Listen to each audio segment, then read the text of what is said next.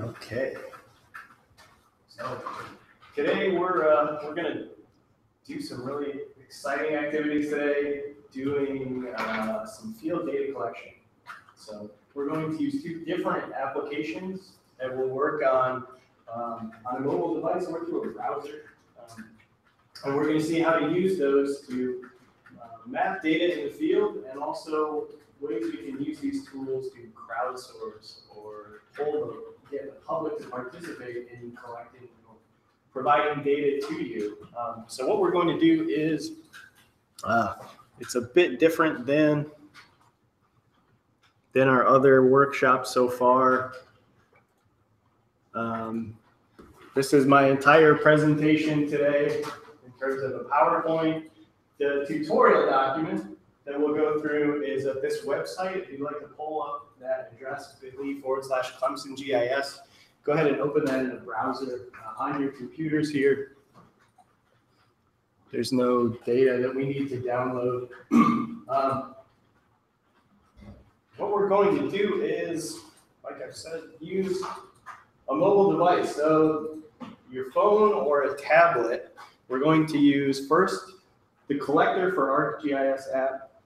We'll see how to modify or create data in this mapping interface on that application.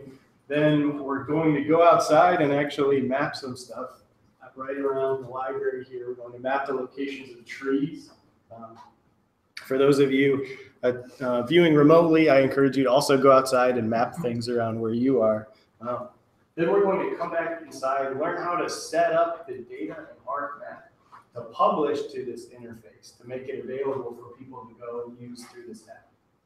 And then I'm going to introduce the Survey123 for ArcGIS application, which is a similar tool, but has a different format to it and kind of a different purpose. It's more of a form-based or survey-based data collection tool. You will need some sort of device today, iOS or Android, to make the most of this first part especially.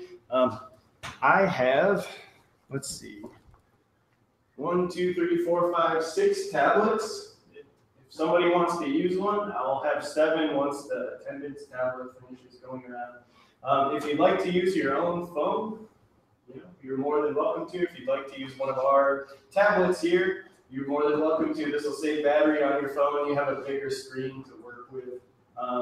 The other advantage is you'll see exactly what I'm going to display on your device. So I have 6 right now. We can fight over them or something. If you'd like to use a tablet, please raise your hand. That's 1, 2, 3, 4, 5. One more. All right. Those of you who would like to use your own device, please go to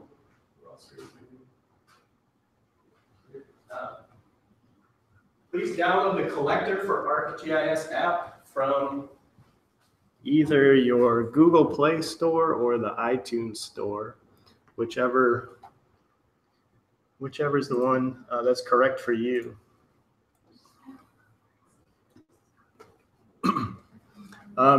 You'll also need to enable location services on your device for the app to work properly.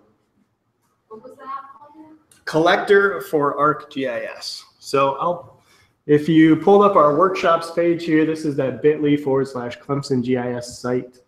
Over here on the upper left corner is this GIS Fundamentals Workshop series. And underneath that is efficient field data collection with GIS. So the exercises we'll go through are located here, and they'll live here forever. So after you leave today, you can come review anytime. So yep, this first app you can download right now is called Collector for ArcGIS. And this is a map-based application. So the way it works is you pull up a map on your device, whether it's your phone or tablet, and you're going to edit data sets out in the field. So you add features, you can also delete features, modify, do all sorts of stuff. You're able to download maps and store them on the device, and then map in an offline mode. So that may be very useful if you have spotty Wi-Fi or cell signal. For instance, a group was down in the Dominican Republic. They were mapping things all day. They only had Wi-Fi at the hotel in the morning and evening. So they set up a map and Collector, they downloaded it onto their devices. They'd map throughout the day. When they had internet service later on, they'd sync all their updates afterwards. So asynchronous editing and offline editing is a feature of this application. It automatically records who is modifying data or editing things for quality control. That could be very important.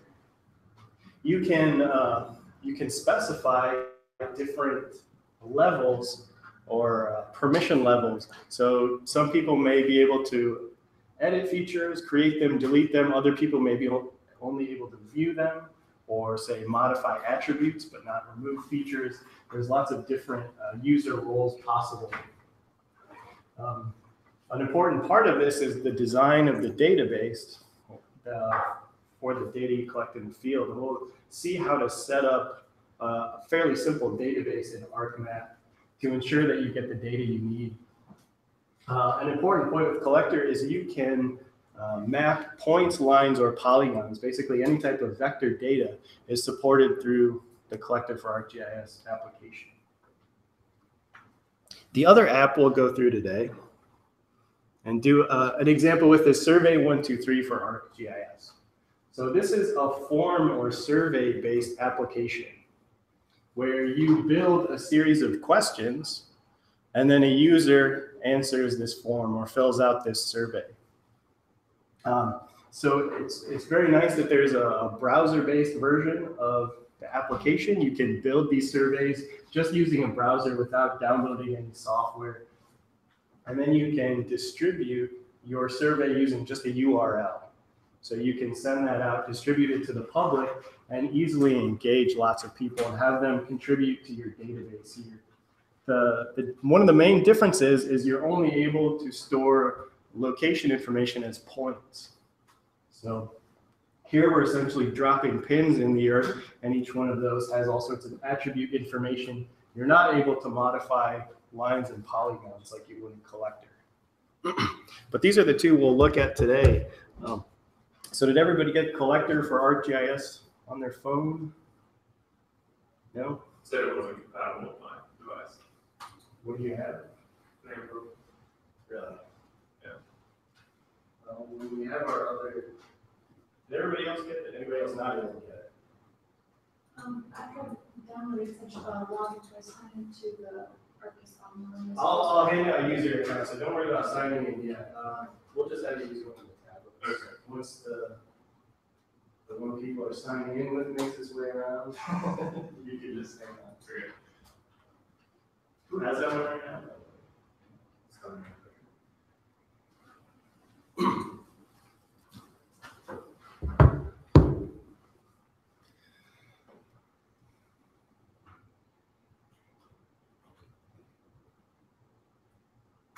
So let me check something really quickly.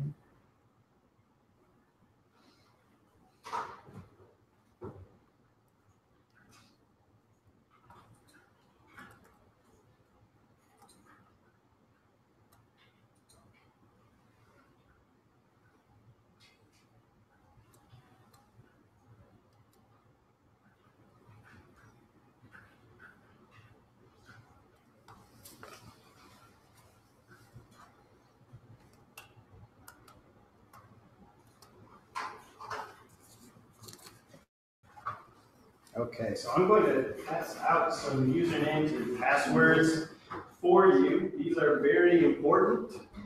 You're going to use them several times today. Don't lose them.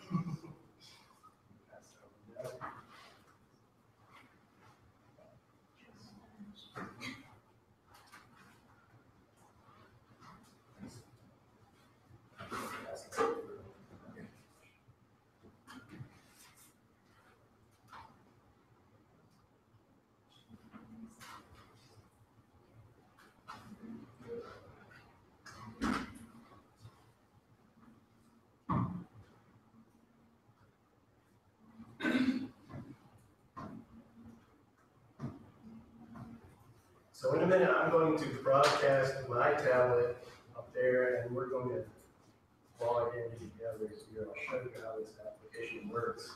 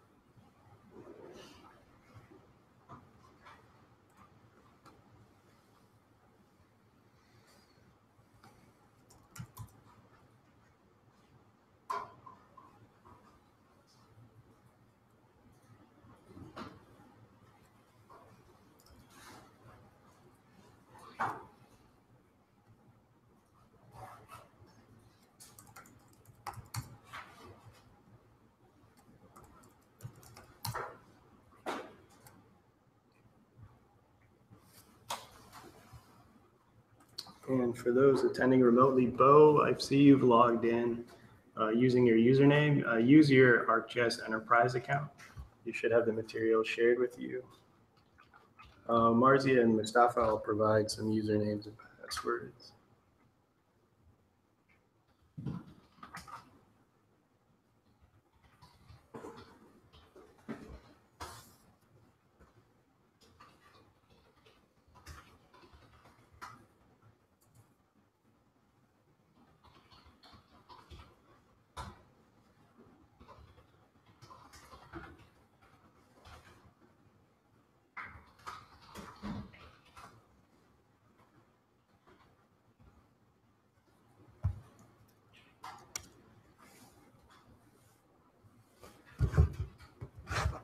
Okay, so our first application we're going to use is Collector. So here in my tutorials is this crowdsourced mapping using Collector. What we're going to do is collectively map trees here around campus. So all of your accounts have editing privileges for this map that you'll see when we open the device. Within that map are two different data sets. The first one you'll see is this grid. It's going to show up as blue squares. And this is going to delineate different areas where you're going to claim part of that grid and say, I'm going to map here. So this way we can efficiently disperse and map trees around campus. The other data set that's loaded are the trees themselves. And so I'll show you how we're going to do this. So you'll first claim your own field site. And then I'll show you how you actually add a new feature to the map and fill out the attributes for it. And then you'll be free to go map some of these features. We'll go outside for a while. So let me start broadcasting my device here.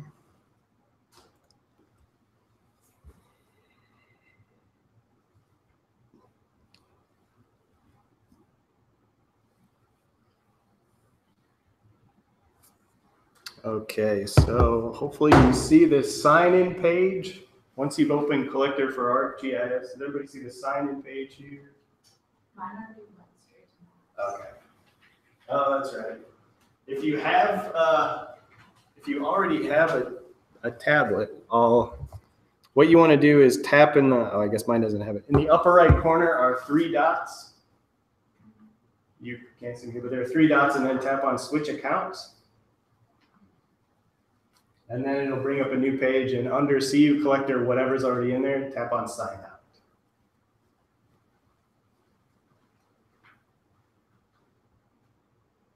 Or remove, yeah, sorry. Tap their name and then tap remove.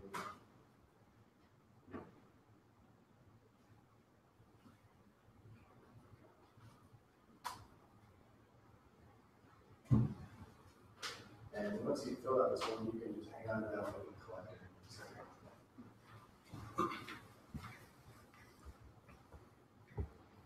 So we're going to sign in. Here we can just accept arcgis.com, say continue.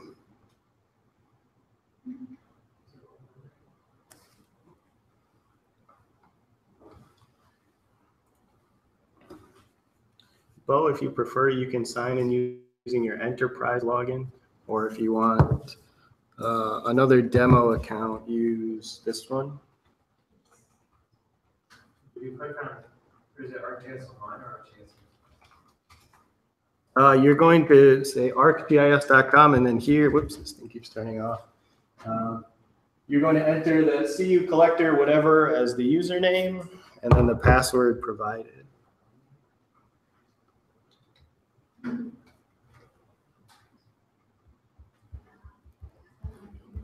So for me, it's CU Collector 36. Type my password here. And then tap on sign in.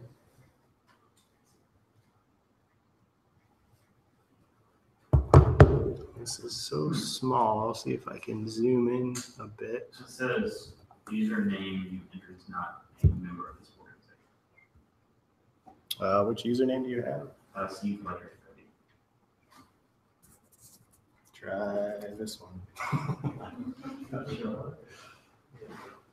So how many are logged in successfully?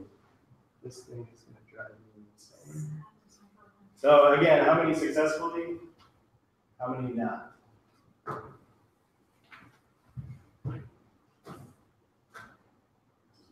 Same problem. Okay.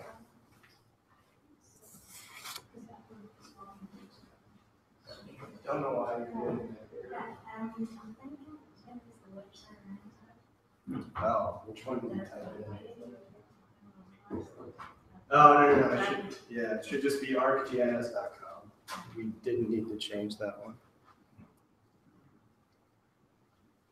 Like, are we also using Survey123 while we're outside? No. Okay. No, just this one. Okay, so everybody logged in. Good. Okay. So what you'll see is a list of maps that either you've created or have been shared with you.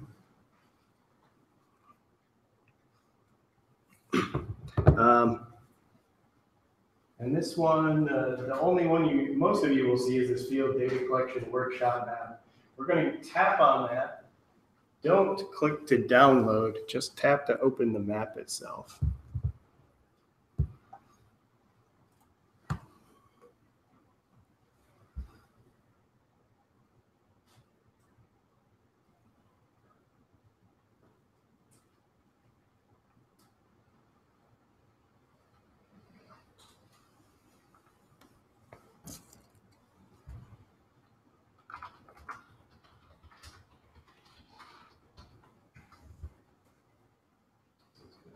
Let's see if I can change that setting real fast.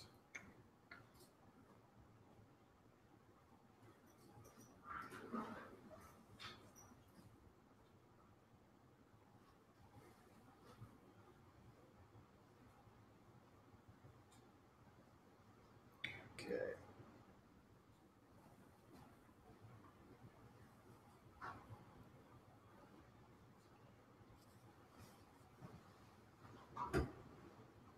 Okay, so were you able to log in now? Yep, good. Good. Everybody's logged in? Okay. So when you first open the map, what you're going to see, if you can pinch the screen to zoom out, what you'll see is this blue grid. And then if your location services are on, you should see some indicator. If you're on Android, it'll probably be a blue circle. iOS, I can't quite remember. But here's our map, and then these blue squares are this data collection grid. So each of you is going to claim your own data collection grid, or cell within this grid. You're going to tag it with your name, and then update the status of it to say that you've reserved it. So this would be the area you're going to go and map out in the field. When we disperse, you're going to go out, walk here, and map trees within that portion of campus.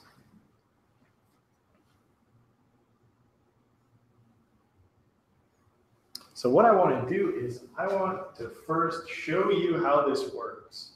We're going to go through the entire process, and then you can all try it. But for now, just watch the screen. Don't try to do this on your own yet. So what we have set up is this data collection grid. If I tap on a cell here in the map, notice it turns bright blue, like I've selected it.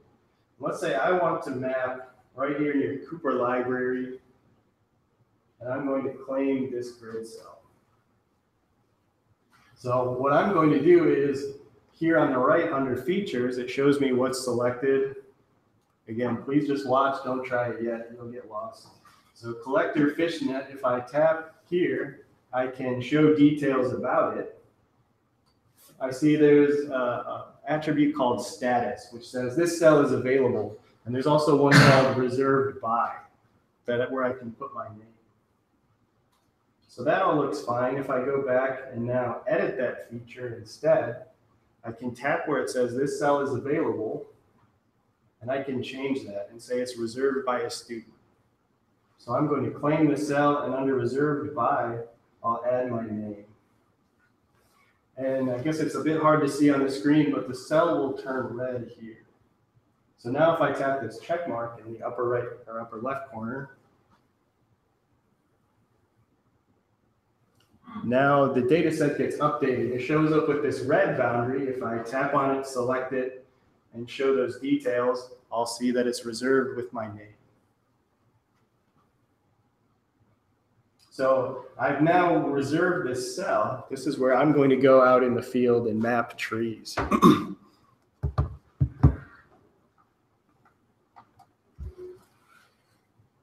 So I know that right here in the parking lot, it's a bit blurry, but I know this is a big magnolia tree right here in the center of the parking lot. So I want to add a point at the location of that tree. Here under my plus sign, the plus sign is what I would tap on to add a new data set or new feature to this data set. And it's giving me two options right away.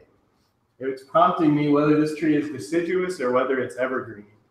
The goal today is not to test your knowledge of trees. If you know this stuff, great. If not, you're going to fake it. So, but I know magnolias are evergreen. They keep their leaves all year. So I'll first tap on that. And now it's prompting me to fill out all the attribute information here. It's also telling me I have bad location accuracy. So under my settings for today, I'm going to turn this all up to 1,000 meters. So my GPS needs to be accurate to within a kilometer, and I only want it to stream once a minute, so it's not constantly pinging. I'm inside, I'm not going to get a good signal anyway. But here I can fill out more information. So for a magnolia tree, I can type magnolia.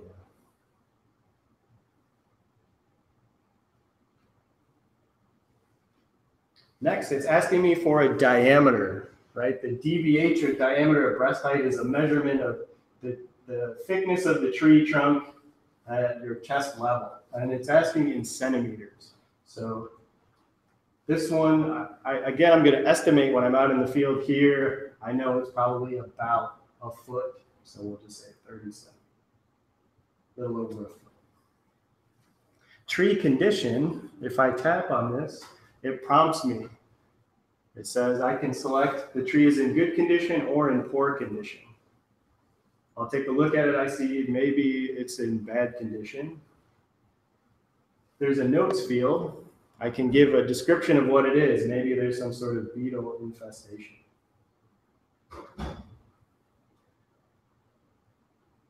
Under mapped by, I'm going to put my name. So that way, if I make a ton of mistakes, we can figure out who's mapping trees incorrectly or whatever. And here it also says attachments. So we can attach files to this point. So whether they are pictures, like I could take with the device's camera, or maybe it's a PDF, Word document, whatever. Here on this tablet, there's this paperclip plus sign icon here at the top. If I tap on that, it's going to prompt me, where do you want to add an attachment? I'll say from the camera, and then I'll just be very boring. Grab a quick photo of the doorway here, say okay. And it's going to store that photo along with the point. So we can I want you to take a picture of every tree you map out in the field today. We can have a selfie contest later if you want. But now I've filled out the attribute information. The next part, I actually need to tap on the map to define the location. So I can use this imagery base map. I can also use my own location to help pinpoint where this thing is. So anywhere I tap, it's now going to add this little icon. And everywhere I tap, it will move it. So if I zoom in, I see this magnolia tree. I'll drop it in the center. Then if I hit my check mark, it's going to update the map with that information along with the attachments. And now when I zoom out, I see this brand new tree here. So that's the whole process. First, we'll claim a cell, and then when you're out in the field, you're just going to add new trees as you go. Does that make sense? So now I'd like to have you all try it on your own. Actually, pull up the map here, select one of these cells, and then claim it. Update the status with, say that it's reserved by a student and put your name in there. And I'm going to point out, I'll switch back here. The interface for this application is different whether you're on Android or on iOS, and also whether you're on a tablet or on a phone. So the locations of things changes quite a bit. This document has screenshots from both an Android and an Apple phone. So this way it will help you find the things you need to tap on. So please refer to that document. I'm going to try and My collector collapsed. Collector collapsed. Mine crashed earlier this morning, I don't know, 4 or 5 times. So try to reserve a cell. I'll come around in a minute. I'll try to help the remote attendees figure out what's going on with their logins. So were any of you able to log in? I see Mustafa still says can't log in. Marzia, you're able to log in. Good. Mustafa, did you get it working? Bo, were you able to log in?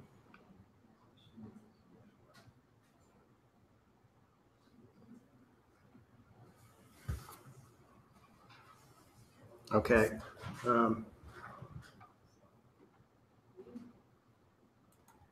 Mustafa, I'm going to log out completely and log back in and try these same steps and see if we can pinpoint the issue here.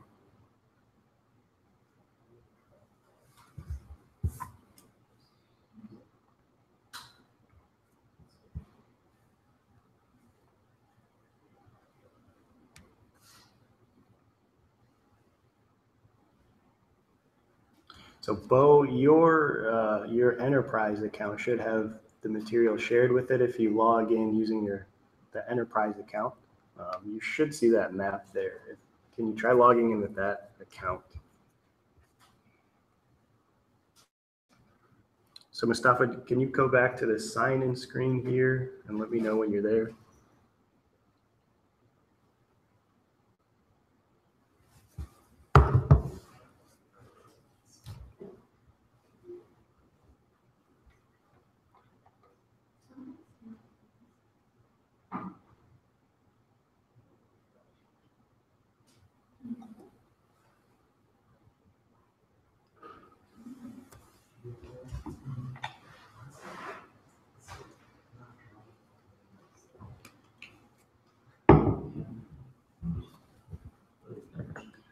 So Mustafa and Bo, hopefully what you've got is on the sign-in page, we're only going to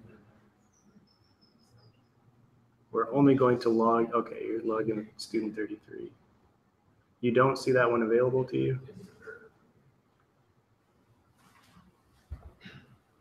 Okay. Okay, Bo and Mustafa, if you can both follow these instructions. if you can tap the 3 dots in the upper right corner, bow, go to switch accounts, tap on the CU collector account, and then say remove.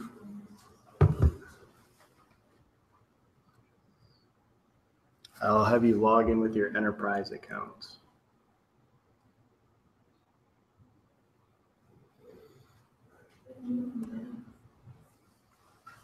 So from this page, you'll want to tap on sign in with enterprise login.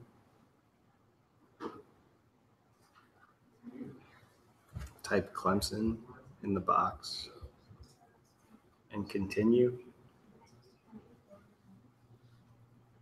And then sign in using Clemson University with your university username and password.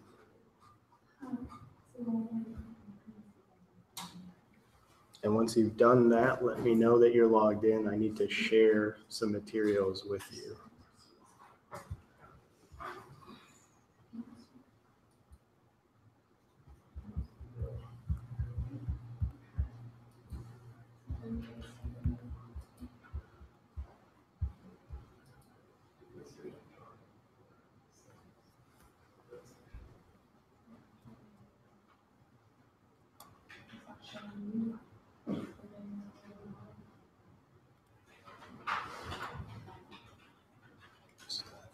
Okay.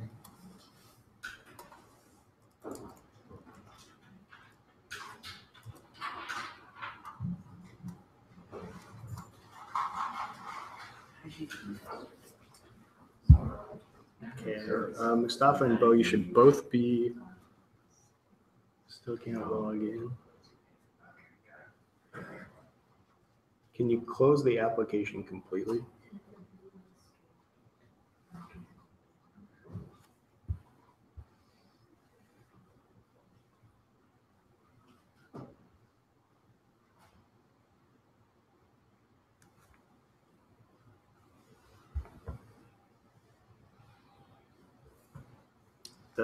The group materials are shared with your enterprise logins. So go ahead and try those. I'm going to work my way around the room and see if anybody's having trouble here.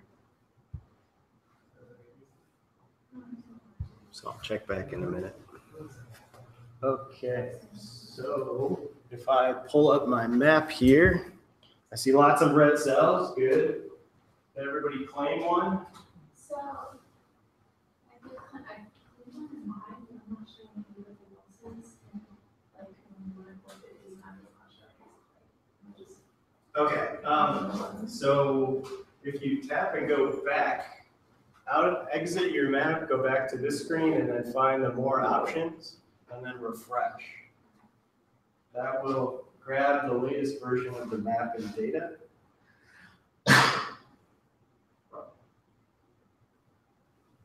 What happens if 2 people are offline and they claim the same one? Whoever syncs their updates last gets those changes. So this is kind of the nature of collaborative mapping here. You all have the capability to edit and overwrite anybody else's edits. Okay. So if you tap on one of the cells, you can get the more options, which on Android is this arrow. On an iOS, it's a box with an arrow, an up-pointing arrow. You can then show the details. So I can see that this cell is reserved and this one is available. So we can tap on any features and learn more about them.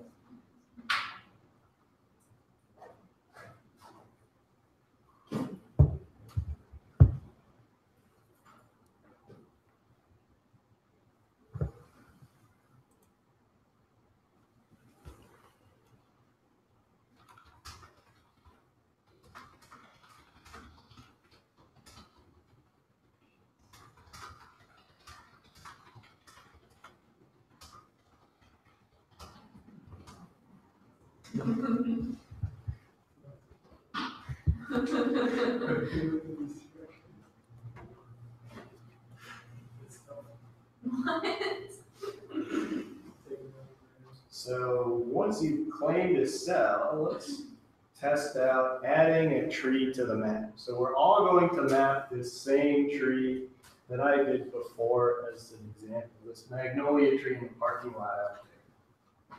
Oh, so we don't have to identify a tree that's in the fishnet that we already planned? You're going to go out there in a few minutes, actually go outside. I just want to go through the steps with everybody so they know how to do it before going out in the field here. So what you're looking for on all your various devices is the plus sign. On phones, it's generally at the top center or possibly the bottom center.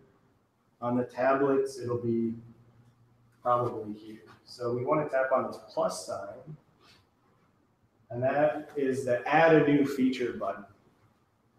So again, it's going to prompt us whether the tree is deciduous or evergreen. So here, magnolia tree is evergreen. Again, when you're out in the field, make your best guess. If it has needles, it's probably evergreen.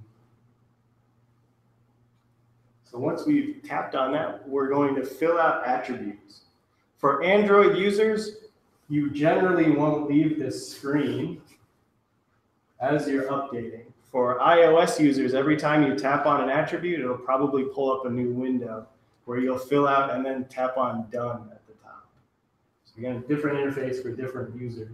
But here we need to specify the species. We can type that in, magnolia.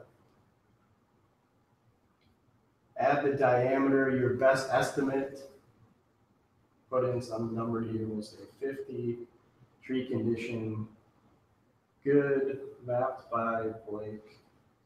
And again, I'd like you to add an attachment, so feel free to practice adding that attachment right now.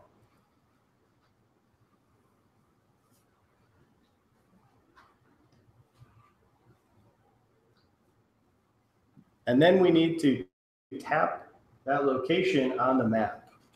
For those on phones, you can't see the attributes in the map at the same time. There is, where's our button here? You're looking for this button. On an iPhone, it'll look like this. On Android, it'll look like this. This will take you from the attributes to the map itself. And there you can go and tap and add that information.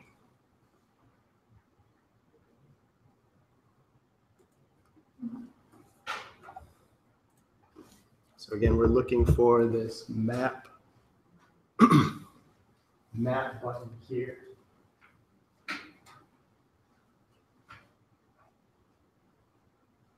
People with tablets have it a bit easier. You have this full screen.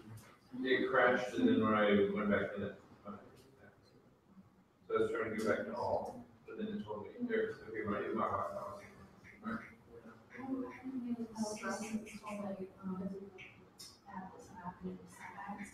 Oh, okay. The attachment is the camera. On an iPhone, on an Android, its attachment is this paper clip plus sign thing. On an iPhone, it's actually a camera. Whichever makes more sense. Oh, but I mean, I have that one.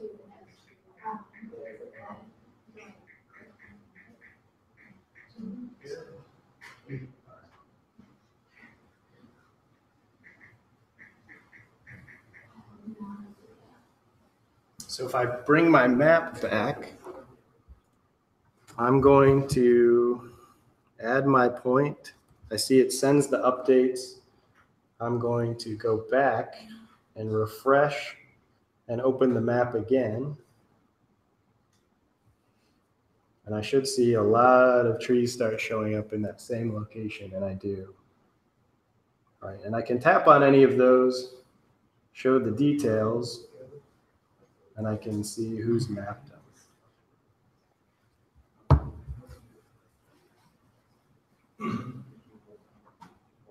So who has not added a point yet? Show of hands. Everybody got theirs working? Good. All right. So then what we're going to do is have you go outside, go to your mapping site, or not. I'm not going to check. But our goal is, let's see how many trees we can map. Let's come back by 15 after, so half an hour or so, maybe. That should be plenty of time to see who can map the most trees. Let's try to fill in this area as much as possible. So I'll come outside in a few minutes. If you have questions, still can't get it to work, I'll answer those. You can leave everything else here. I'll lock the door when I leave the room, so nobody can get in or out. Again, we'll meet around quarter after. I'm going to try to get our remote attendees up and running so that they can do this too. And I'll come outside in a few minutes to the front of the library on the bridge. Yes.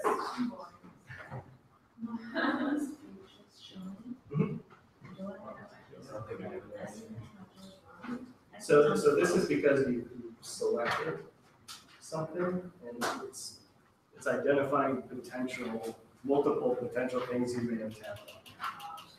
So they're probably all adjacent sources. If you zoom in, it'll identify better because if you zoom way out, you may not know which of these 6 cells. So we're actually not using the geolocating abilities of the phone because we're just going to the map. I was going to the physical spot on the map. So here, it can show you location to help you pinpoint. If you're standing right on that tree, you can drop it right there, but it doesn't directly grab the Location of the phone. Okay, I'm still touching the map just as it is in here. Okay. Yes. So for this example, you're going to manually specify. All right. Should I delete the ones that I bring up in here in the classroom? No, that's fine. We'll just leave them in there. This is just an example demo or example base. I overwrite it for every workshop. There were 100 trees in it this morning that I deleted. Does it give us the direction of where we click? The direction? What do you mean? Yeah, like where we click on the map. Oh, it should show a point. You mean when you're adding a feature? I'm on this position right now. I'm so terrible at maps. Now I'm going out. Oh, this is you right here. So I don't know which cell you said that one. Okay. So you just go out the bridge this way, take a right across the street. Yours is pretty close. Thank you. You're welcome. Okay, so for Mustafa Boat and Marzia, were you all able to log in at least? We'll start there. Sorry, we're having all these troubles with it.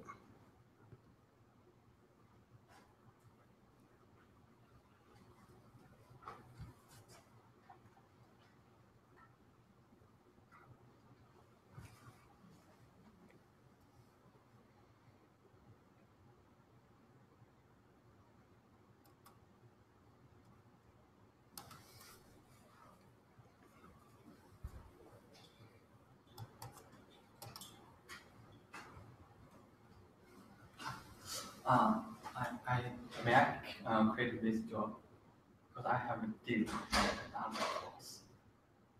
Sorry?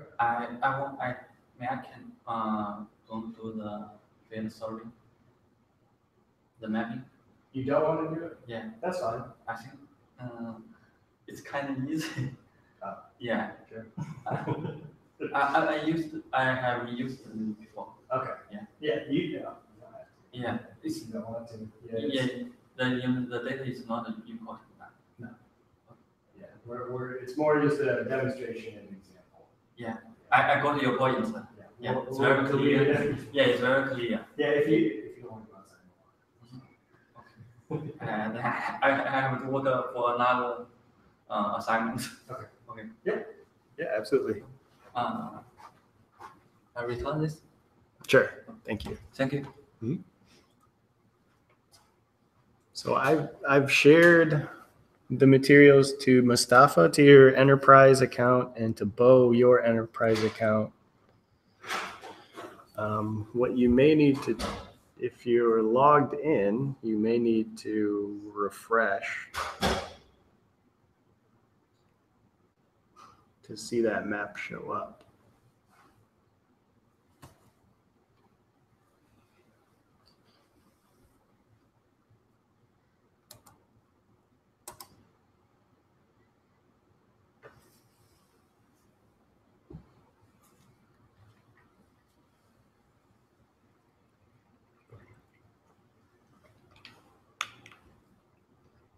So if you're able to log in with a CU Collector account, hopefully the materials are there, or with your enterprise account, you should be able to see those materials.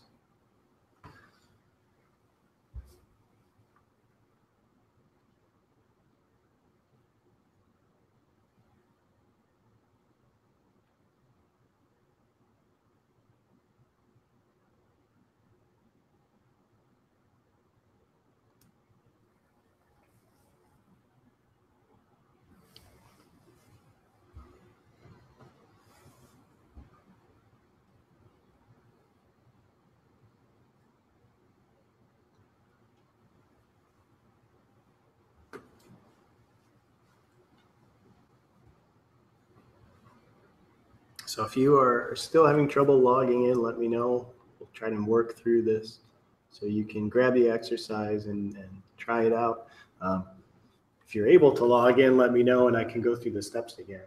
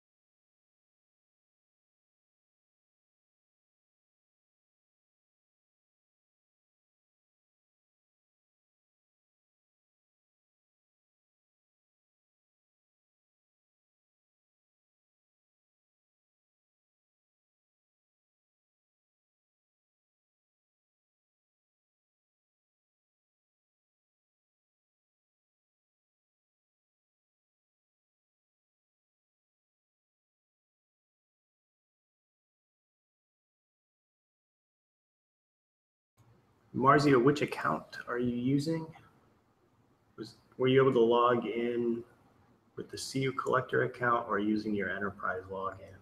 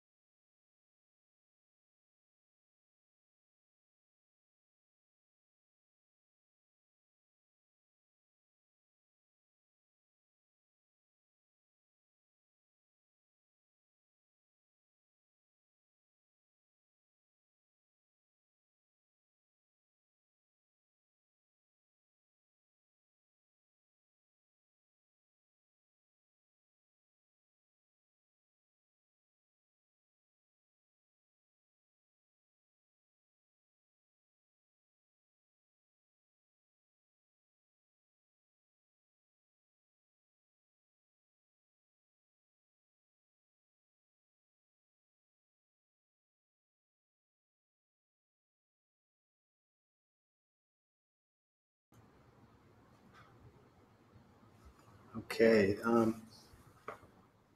Mustafa, if you're with me, so I'm going to open the field data collection workshop map. I'll tap on it here on my screen, and you should see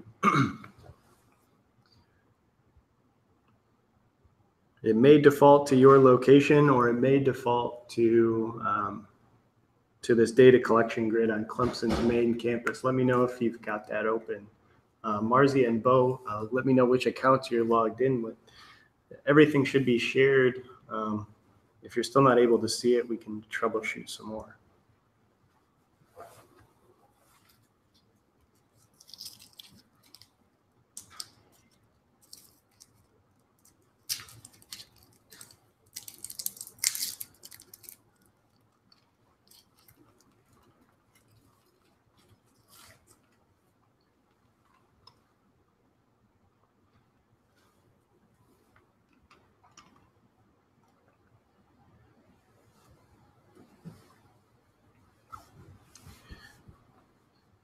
So if you're able to get this far, you don't need to worry about reserving a grid cell. You can try it out if you'd like. This just shows how you can modify the attributes of an entity without changing its geometry. What we're really looking for on any of these devices is this plus sign icon, which again, depending on your device, it may be at the center top of the screen or near the bottom of the screen, depending on whether you're iOS or Android. But if you tap that plus sign, it should prompt you to fill out the attributes. So you should see the type that you can update, enter a species, that diameter, all sorts of information. So here on iOS, you have something that looks like this, Android on the right. Usually with iOS, it's going to take you to outside of this menu, take you to another menu, and then you would tap done at the top of the screen. Android, it generally doesn't seem to leave this interface. But with my example magnolia tree, let's say it's 50 centimeters in good condition. I'll go quickly here, mapped by Blake. So now I've filled out all these attributes here. What I need to do is add the location to the map. So I can see on Android this blue circle, it may be red, I think on iOS. But we need to specify the location, and we do that by clicking this map button somewhere in the interface. And that should pull up a map similar to what you see here,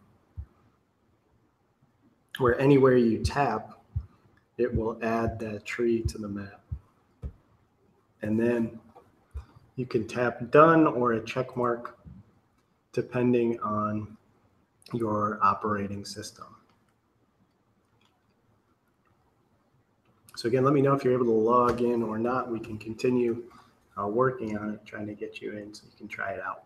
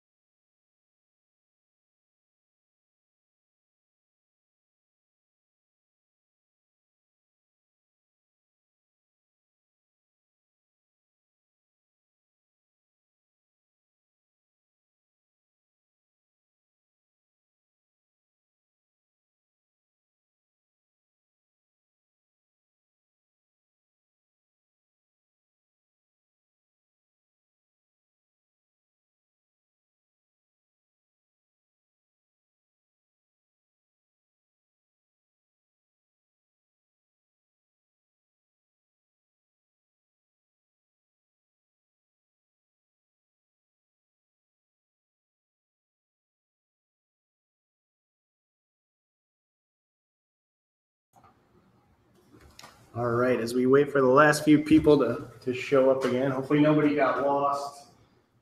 Check out the results of 25 minutes of mapping here. How many trees do you think we got? How many who thinks they mapped the most? Who got over 10? Over 20? So somewhere between 10 and 20 is probably the most. Okay, that's pretty good. I'm going to just bring up the map in Arcgis Online here.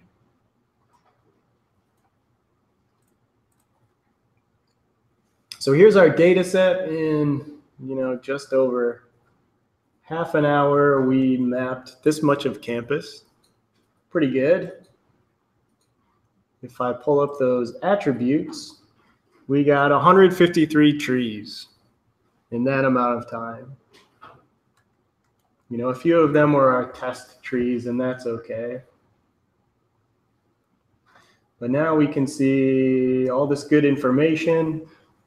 Some good species, oak maybe, live oak, American holly. A lot of these have photos and files. So who got the best picture, they think? Anyone want to volunteer their pictures here? Point me in the right direction. Anyone? Best selfie? Cool tree, anything? I saw a lizard on the tree. Did you get a picture of it? I did. Okay, where was it? Yeah, to the west. Yeah, somewhere around there. What kind of tree was it? I think it's the one going to the left. I think it's that one. Green anole on trunk. All right. Oh, yeah. Nice. That's pretty cool. Awesome. So we were able to go out collaboratively map over 150 trees in a few minutes. And what's interesting now, even if we just look at the types, we can already see there's some sort of distribution where possibly a lot of evergreen trees out here, deciduous trees seem to rule on campus. Now that we have our features, the data you all been mapping live here in the cloud in the ArcGIS interface. So we can bring it in and start doing things like mapping the attributes. Say we can still have the type, whether it's deciduous or evergreen, but now use that diameter. So it looks like there was some monster tree right here. Trees in good conditions, very large, branches greatly. Let's see. Yep.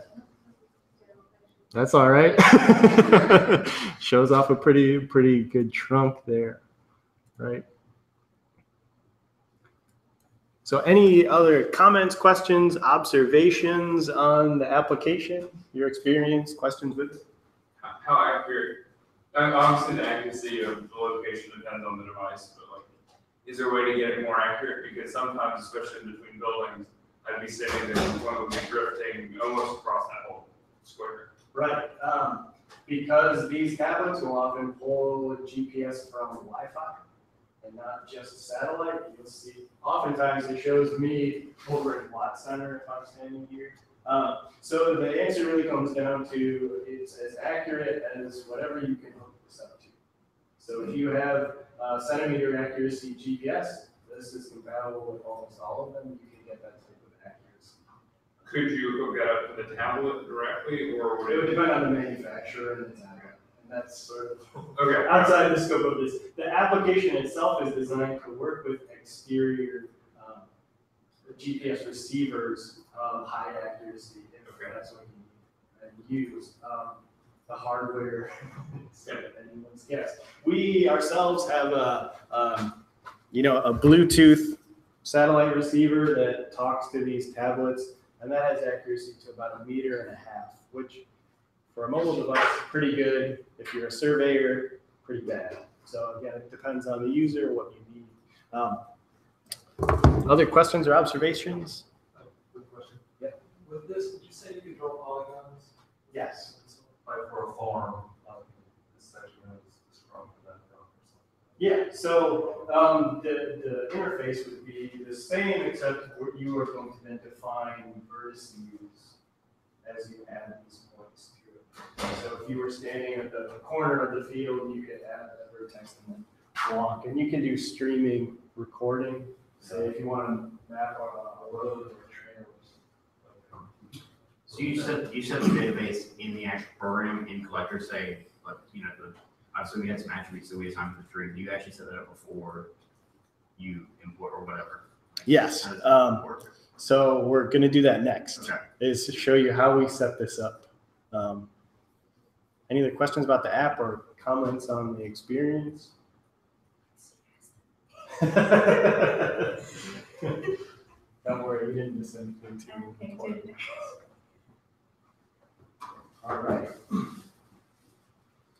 Yeah, so what we'll do then is to show you how to set up a data set on your local machine in ArcMap and then publish that off of your computer to the cloud, to the Arcgis Online portal, where you can then pull it into Collector, to online maps, even back to ArcMap later on. Everything's connected through your ArcGIS account. So let's go ahead and open ArcMap.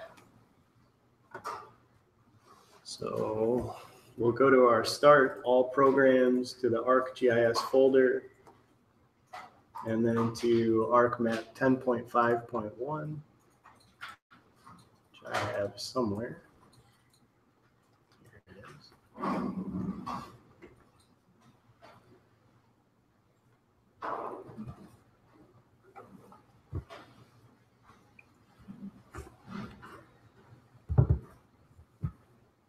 And then once that's open, we need to open the Arc Catalog panel over here on the right.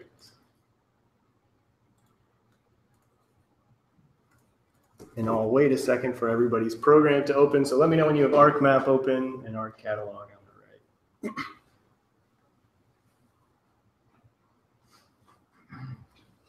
Did everybody sign in their attendance today? Okay.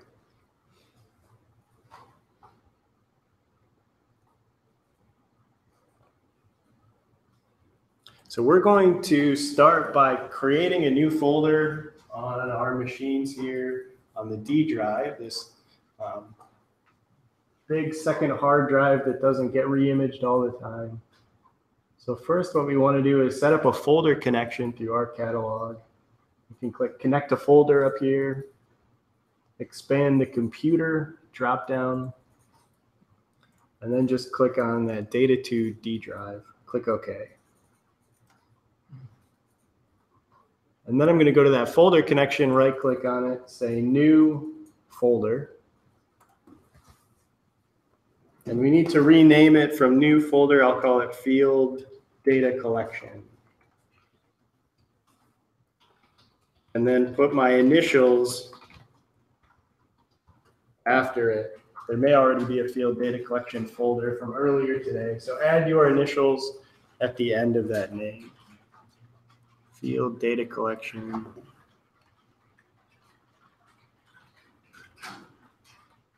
There we go. Once we've created that folder, we're going to create an empty geodatabase and then an empty feature class within it. So we're going to set up a feature class to map animals out in the field, similar to what we did with trees. So let's right-click that new folder, that Field Data Collection with your initials. Like, can we hold on just a second? Sure. I'm still waiting for Still waiting for it to open? Yeah. Okay. So let me know when it's up. So we can right-click that folder, say New File Geodatabase to create that empty geodatabase within the folder. And then we want to right-click on it and say Rename. And I'll call it field_data_collection.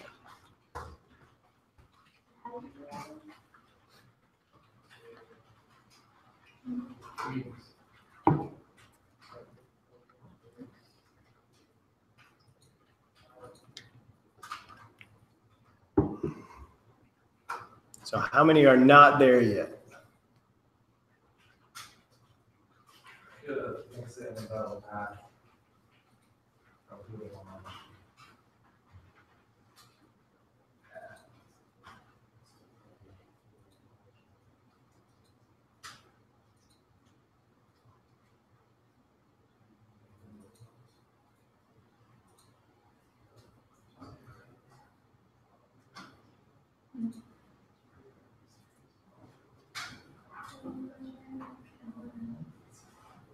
Is there a location you know you can work in the past?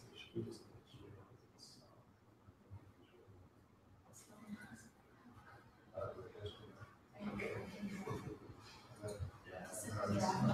And new to your database. All right. Did it open for you yet? Okay. So we connected to just the D drive, made a new folder, field data collection with your initials, and a new geodatabase.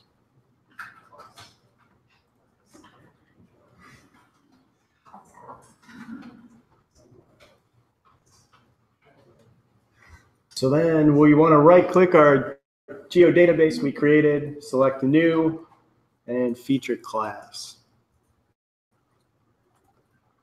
So this data set we'll use to map some animals out in the field. We're going to store those as, what do you think? What type of geometry? Point. Yeah, points probably makes the most sense. So here in my dropdown, I'll switch from polygon features to point features. And I'll give this the name animals. And then select next. We need to specify a coordinate system to store our data in. So let's use South Carolina State Plane. So our state plane systems, geographic coordinates or projected coordinates? Projected. They're projected, yep, they're a type of projection. So we'll expand projected coordinate systems. Go down to our state plane folder. And then we'll take this third option from the top, NAD 1983-2011 meters.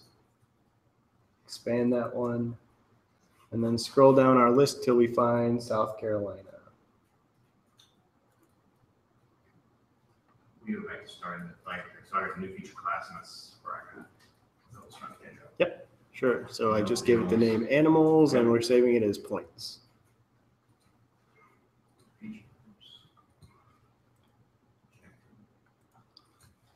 And we're in projected coordinate systems, state plane, NAD 1983-2011 meters, and South Carolina from our long list. All right, then we can click next. We'll accept the default tolerance, accept the configuration, click next till we get to this page here. Yep. How would you like know if that's the one you want to use? The projected NAD. So you'd want to work in a projection that was going to be consistent with your other data or appropriate for your analysis. Generally, state plane is good for working within state. Most state governments will provide data within it. It's just one I default to by habit. All right. So is everybody on this table here? So let's set up our attribute field. So here we can give the names and formats to the attributes we want to store. So we're going to go map animals now around campus. What sort of information might you want to collect? Species. All right. So let's add our species field. I'll type in this empty box under field name species. And then my data type here on the right is going to be text. What else might we want to know about them? Size. Size, like length, height, weight. Say length. Length, all right. So I'll type length. And what type of data would that be? Or what type of format would we want to store those data?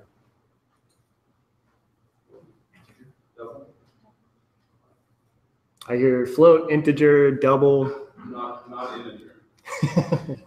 I guess it depends. Depends on your application, right? How accurate is your scale? Does it only store in pounds or ounces?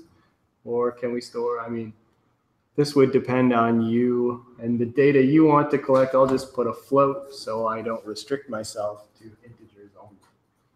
What's the difference between float and double? The number of bits used to store that.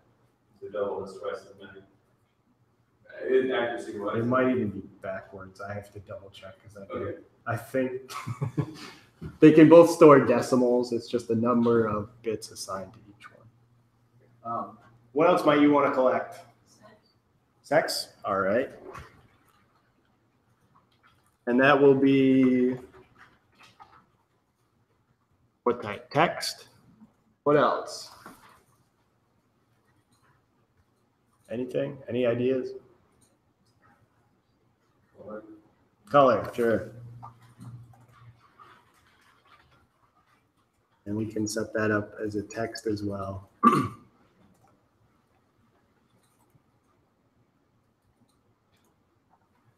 Let's also add one called notes. Just because I want, and we'll set that up as text. But then notice down here under the length, under the field properties, the default is 50 characters. Maybe you want to allow somebody to type more than 50 characters, maybe 200, so they can add more information. And then we can click finish.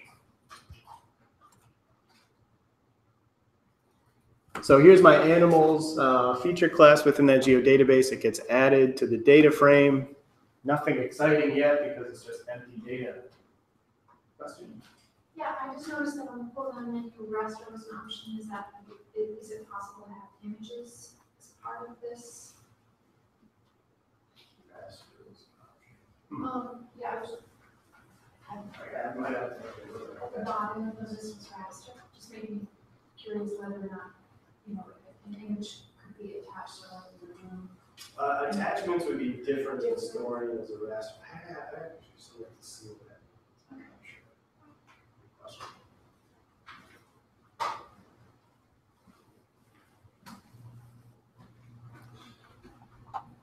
So are we done? Are we good to go? What was unique about the way we mapped trees in the field or the way we modified those attributes?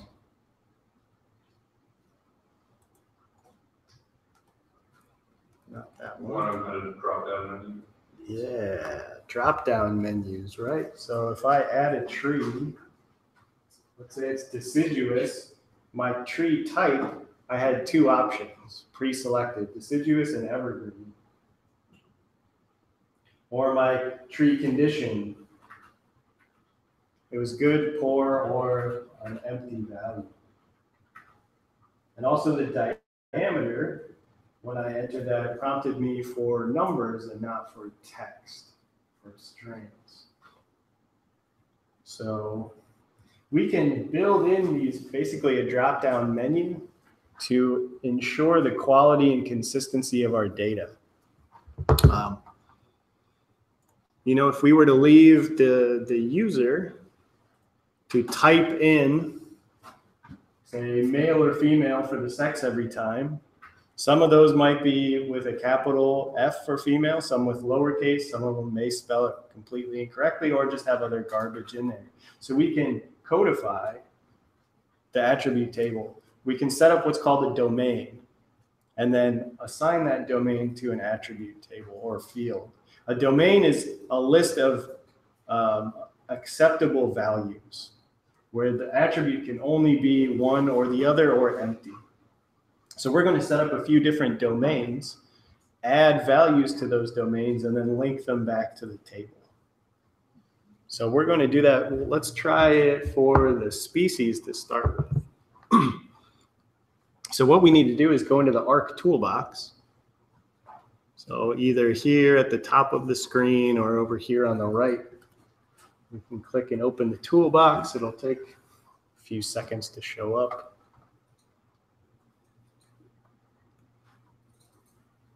I just had a thought about that raster. I was wondering that if you're doing a pull down menu, someone could do an image library of the different trees they already know are on campus. So perhaps you could have a pull down menu of images to help identification. Does that make sense? Yes, I'm gonna look it up and see what it's referring to.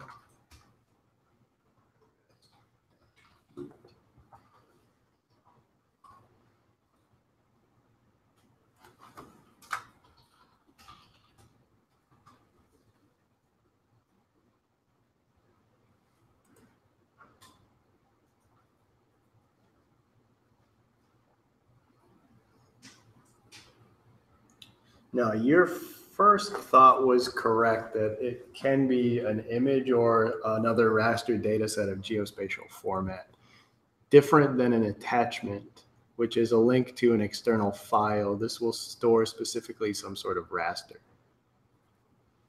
So, As the pull downs for the attributes. I don't know if it would work that way or not. We can try that afterwards and see. That'd be interesting. Interesting thought. All right. So from our Arc toolbox, we're going to work in the data management tools. We'll expand that, and then the domains tool set. And we're going to work with 3 tools all here at the top. First, we're going to create a domain. And so the domain is this data structure that lives in a geodatabase. You won't really see it in our catalog, but it'll be there. We'll create a domain and then add coded values to it. So this will build the list of values in our drop-down list, and then we'll assign that domain to an attribute table. So first we want to create our domain. Double-click that tool. Our input workspace is going to be the field data collection geodatabase you created. So I'll click my Browse button, go to my folder connections. Here at the top, go to D, find my field data collection folder and the field data collection geodatabase. And then click Add.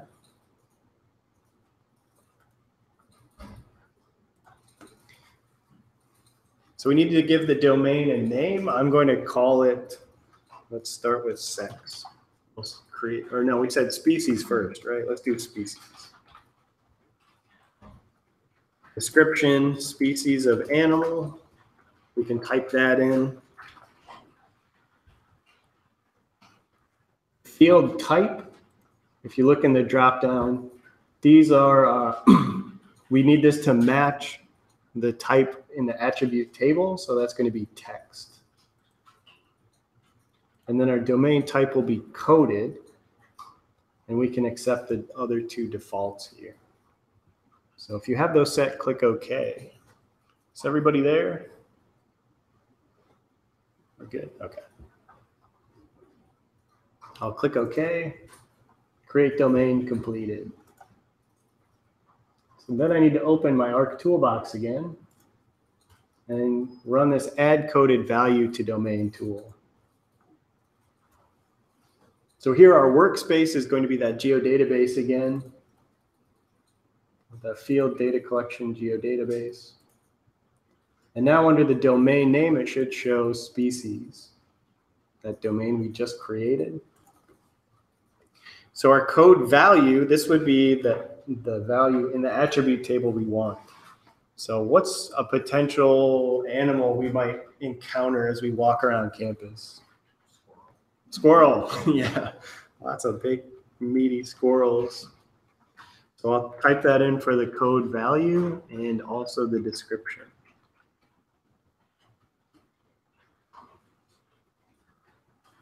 And then click OK.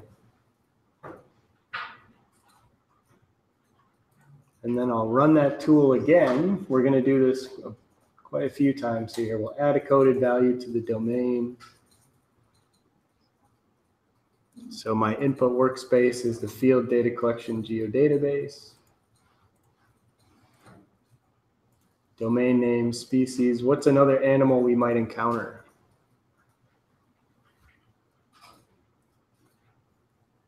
Tigers. Tigers, sure. Lots of Clemson tigers.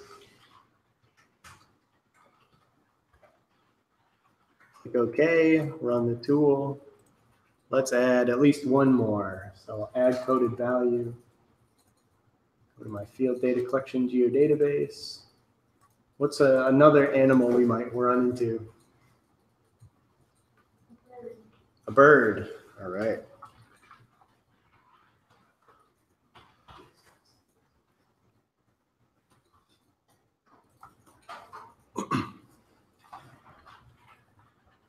So you can add a couple more if you like. I'm gonna just move along here. The next thing we need to do is run this assign domain to field tool. And so this will link that domain and its possible values to an attribute field. So here under input table at the top, this would be our animals feature class and its attribute table. So in my dropdown, I'll select animals. And the field name was species. The domain name, I also named species, and then we can click OK.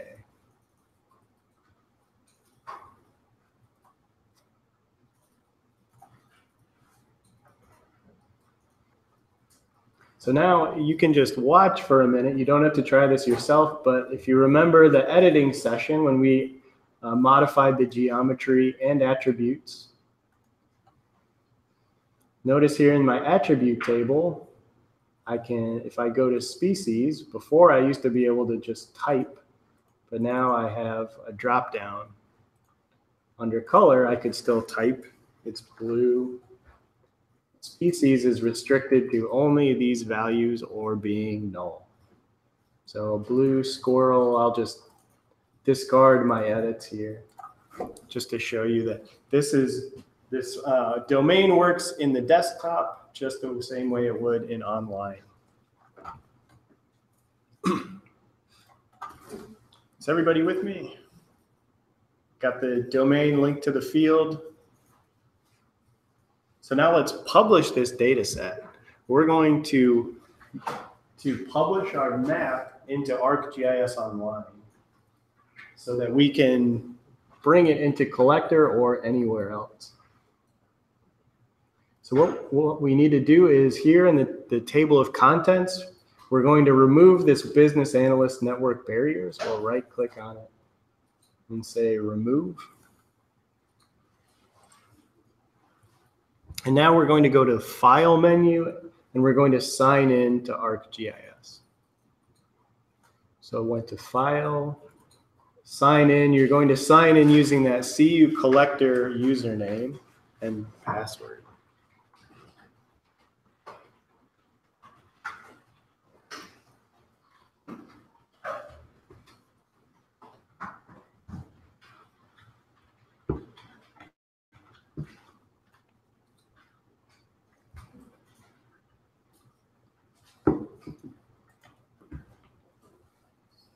So once you click on sign in and have logged in, if you go to file, you should see now the option to sign out and that username next to it.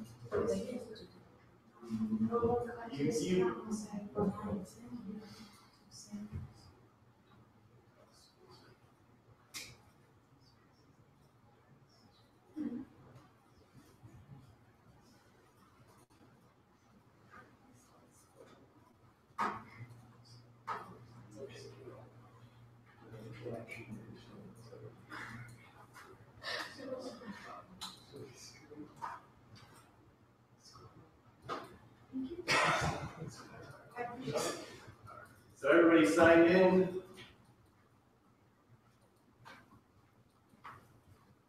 Okay, the next thing we'll do then is click here on the File menu, Share As, and we're going to click on Service. So what this does is it publishes everything in your map in the data frame all together to ArcGIS Online as what's called a feature service. So here, let's click on, again, File, Share As, Service, and we're going to publish a service. So we can leave that selected, then click on Next. And under Choose a Connection, say My Hosted Service is Clemson University. And we need to give it a name. All names of services, maps, whatever in ArcGIS Online need to be unique. So what you're going to put is animals underscore at Clemson underscore your name or your initials to separate these. So I'm going to put BAL. And then if I click continue, I don't get an error. You may get an error that something has the same name. You'll just have to go back and modify it. But does everybody see this window right here? So here's where we're going to set up the parameters of our service that we're publishing. Here on the left where it says capabilities, we have two different options.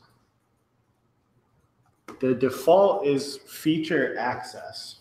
And what that means is it's basically going to publish your data as a vector data set in ArcGIS Online and preserve all the attribute information in it.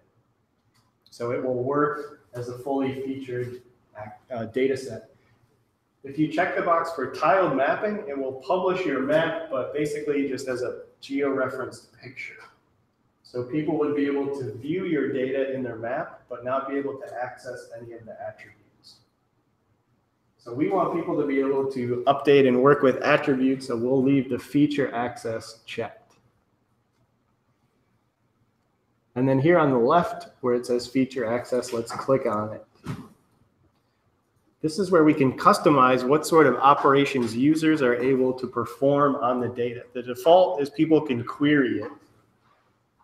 But if you think about what we were able to do with the trees and Collector, what sort of operations do we want to enable on our data set?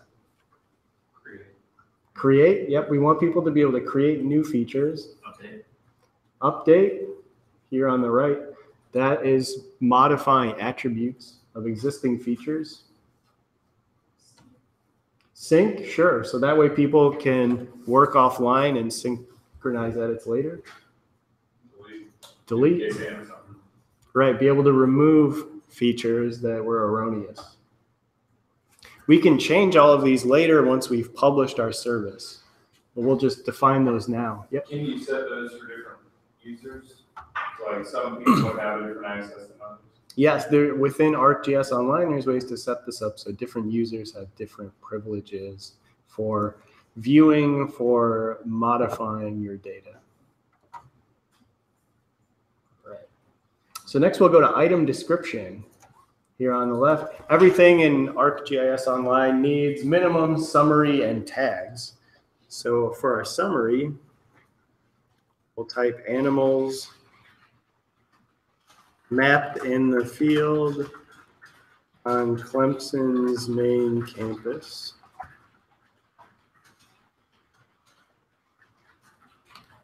Right, give a nice summary for our data set, and then tags. These are keywords that will help you search or locate your data.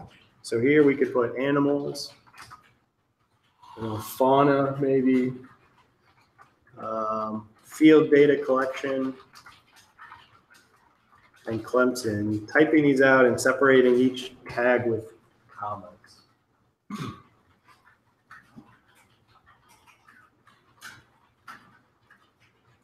You can add a description, access and use constraints and credits. We can also add these later on. So next I'll go to the sharing option. Sharing is viewing privileges. So by default, when you publish a service, only you can view that data set in ArcGIS Online. We can enable sharing to anyone with a Clemson account, or we could make it public so anybody could view it. So go ahead and check the box for everyone.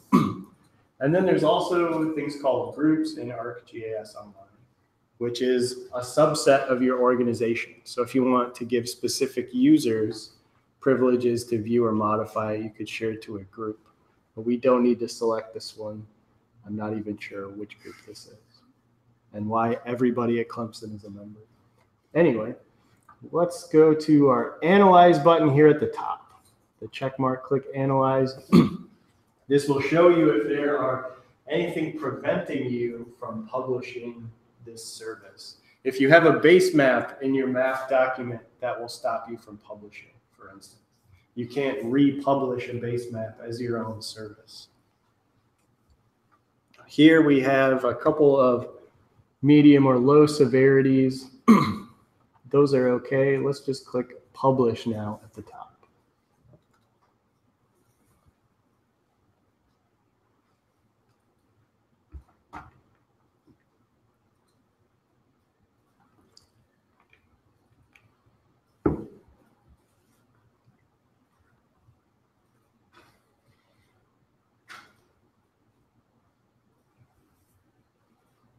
So did anybody have an error already?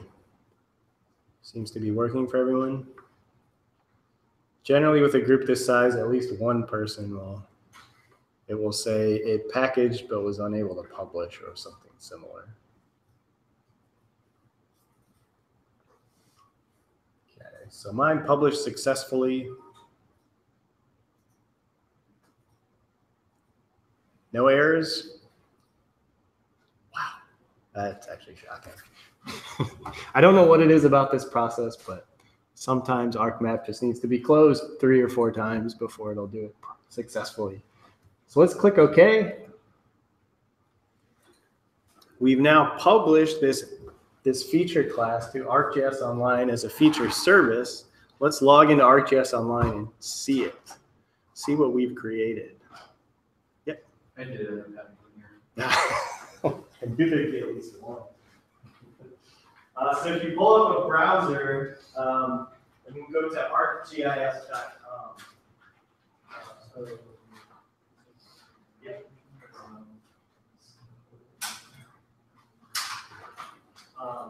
Over here in the item description, so you need to have so you can just type in.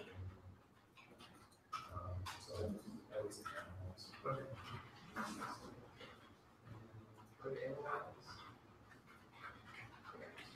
okay. Generally, if there's an error.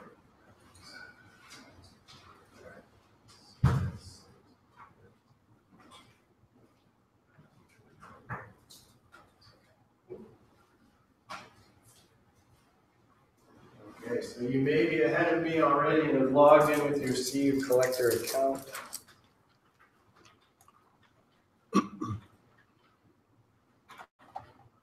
I'll pull up a new tab here, arcgis.com. And we'll click Sign in the upper right-hand corner.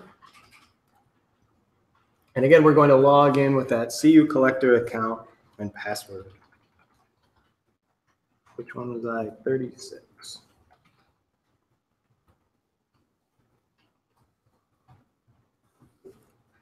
So when you log in, you'll be taken to our organization homepage. And this is the ArcGIS Online interface. Here across the top, you see a gallery, which will show you all sorts of cool stuff. The map and scene are the mapping and 3D scene interfaces. A groups tab. Let's click here where it says content. This is basically the Arc catalog for your user account here in ArcGIS Online. So here with this yellow icon is that Animals at Clemson with my initials, that feature layer that we published. Along with it is a service definition. This is created along with that feature layer, you never really need to do anything with it. Here next to that feature layer name is a globe, which means I've shared this with everyone. So everybody can view it or modify it. So now let's click on that layer, right where it says animals at Clemson. This is going to open the item details.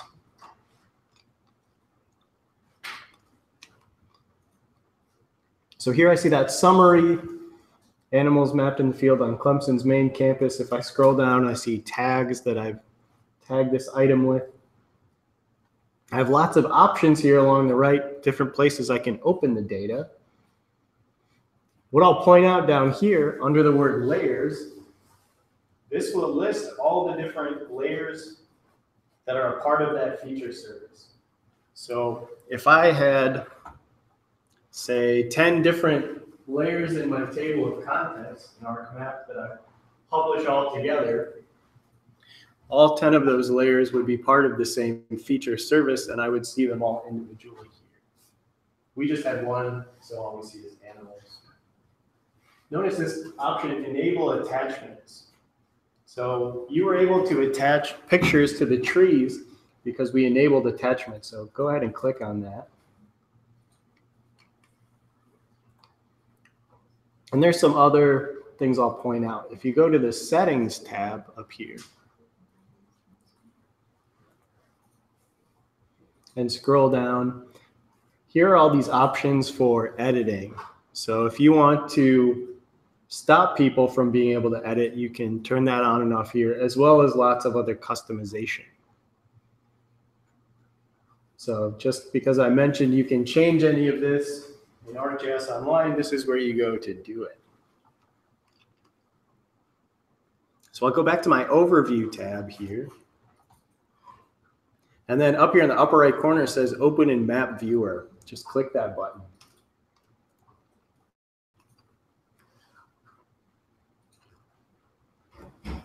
And this is going to open the ArcGIS Online Map interface. So some things should be familiar for us as ArcMap users. Our table of contents here on the left. It's going to load a base map. By default, it's the topography base map. I can change that by clicking in base map here. Maybe if I set up imagery with labels, or maybe OpenStreetMap, you can customize that here. So what we're going to do is now save this map to your account. And then when you log back into Collector, you'll be able to open that map and add animals in the field.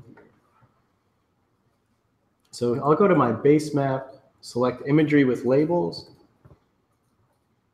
and I'm going to search for Clemson to zoom right to it. So in the upper right-hand corner in Find, I'll just type Clemson. Click my first option there. I'll zoom in a bit.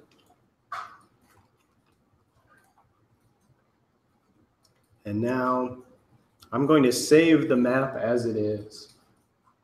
So if I click Save, at the top center of the screen, click Save, and then click Save in the drop-down. So we need to give it a title, tags, and summary. We're going to see this lots and lots of times. So title, I'm going to call it Animals Field Data Collection Map. Also with my initials, in case somebody matches the rest of the name. And for tags, I'll give it the same ones I did before. Animals, fauna, I can hit enter once I've typed in one of these tags. And field data collection. I've already used that tag, so it shows up in this drop down here. Yep, just click save. Mm-hmm. And then a description of the map, I'll say map for use in Collector.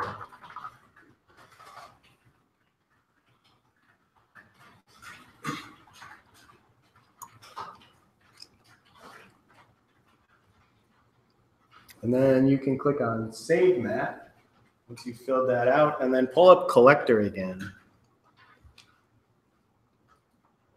So once you've saved the map, go ahead and pull up Collector.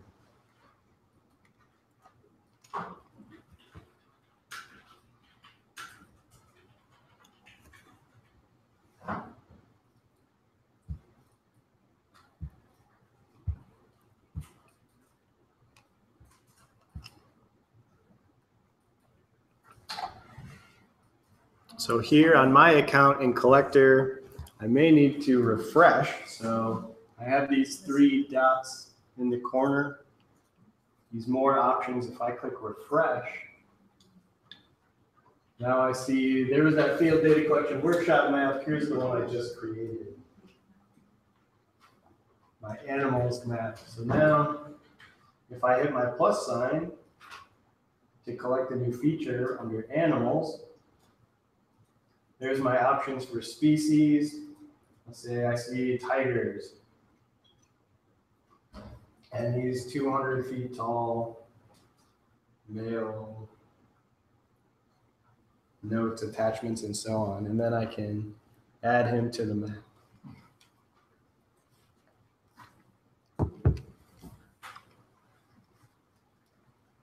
So did everybody get it open in Collector? No. Oh, yeah. So it showed up. Did yours show up? I don't know if that's just a normal refresh.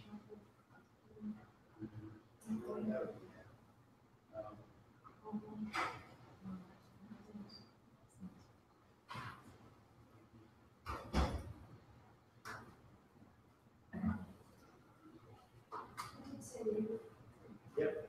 Save.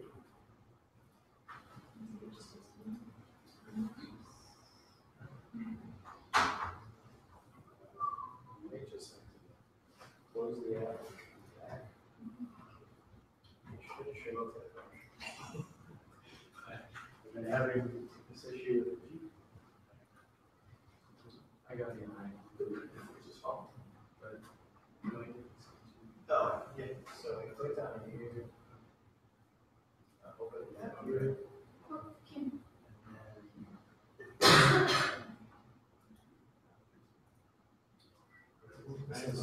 That's fine. I use the Clemson Center. And then save. So save, you give the title tag, summary. Once it's saved, you need to refresh it. Okay. It did. It just took a little while. Pretty cool, right? So a data set we created 10 minutes ago in ArcMap can already be collaboratively mapped by all of us if we want to.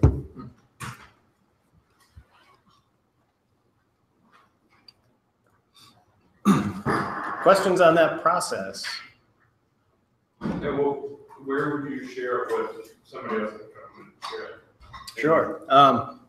So here in Arcgis Online from our map, next to the save option is this share. So here we could share it publicly, so anybody could see it, anybody at Clemson University, or again, we could create a group of users and share it with that group only. So like the maps, we were for the tree map, was that shared with everybody and anybody's ArcMap, or the collector could go search for that? Or? No, so with the trees data collection map, that one is shared just with a group of users. Primarily just those with these CU collector usernames, because this way I have the same set of usernames that can access the map every time. I don't have to have you all log in, figure out what your specific username is, and add you to the group. So here, I've only shared it to the CU collector usernames. So if you were going to do something like this for research with a group of students, you'd probably just share it with them rather than sharing it to everybody. Yes. Yep. So we'll, if you are interested in setting up a group, I can demo that later. We'll probably have extra time. or if you have more questions about it, we can go through them. Cool. So how do you guys feel about Collector? Who thinks right away this is something they're going to use after they walk out of the room today, for sure? I mean, not this afternoon. I'm going to go home and probably go right to bed. I'm very tired today. I mean, how many think they'll probably have a use for this, like in the very near future? Any ideas on how you would use it?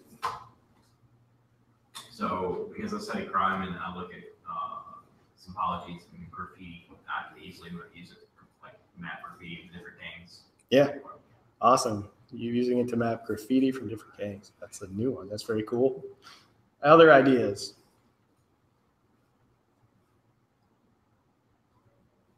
No? Terry, what would you do? I'll pick on Terry. Possibly using it next time I go to South America and visit the coffee fields and different types of coffee in different areas. Awesome. So mapping different, say, varieties of plants or different fields, different species of coffee growing in South America. Cool. So it's a very powerful application here. Again, just to summarize, Collector is map based, and it has lots and lots of features, and the way that they're all connected is through that Arcgis Online account. So we can publish things from ArcMap to Arcgis Online, make them available in Collector. We go out in the field, use Collector, modify those data sets. We can access those data in Arcgis Online. We can pull it back into ArcMap for more analysis later. It's all connected. It's very cool. So the next application that I'd like to demo then is the Survey123 for Arcgis. So again, this is an application that has similar capabilities. It's designed for people to go out and map things in the field, but it's a form-based interface here, a form-based field data collection application. This one we can access just through a browser to set up a form that we can distribute with people. It does have an application for iOS or Android where you can pull in the maps or surveys from your account, but you don't necessarily need that app to put data into your survey. You can share just a URL. So anybody with a browser can go and fill out your survey and contribute to your data set. Just to give you a use case fairly recently for Survey123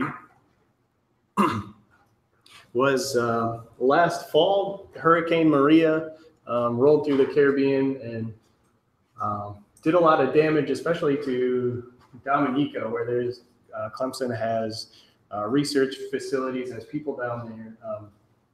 And after Hurricane Maria, there was no communications from the island for several days. There was just no power, very little information getting in or out. A lot of faculty here and a lot of students were very, very worried about what had happened. And what they found was that the secretary for the prime minister had gone around and taken video on his phone and was able to publish that to YouTube, showing what destruction had happened, as well as a few flights high up where people were leaning out of a plane taking a video. And so students here and faculty saw the video and they said, wait, we've been there. We know exactly where these places are. We want to characterize or understand how bad the damage is because we can't get any news from anybody there.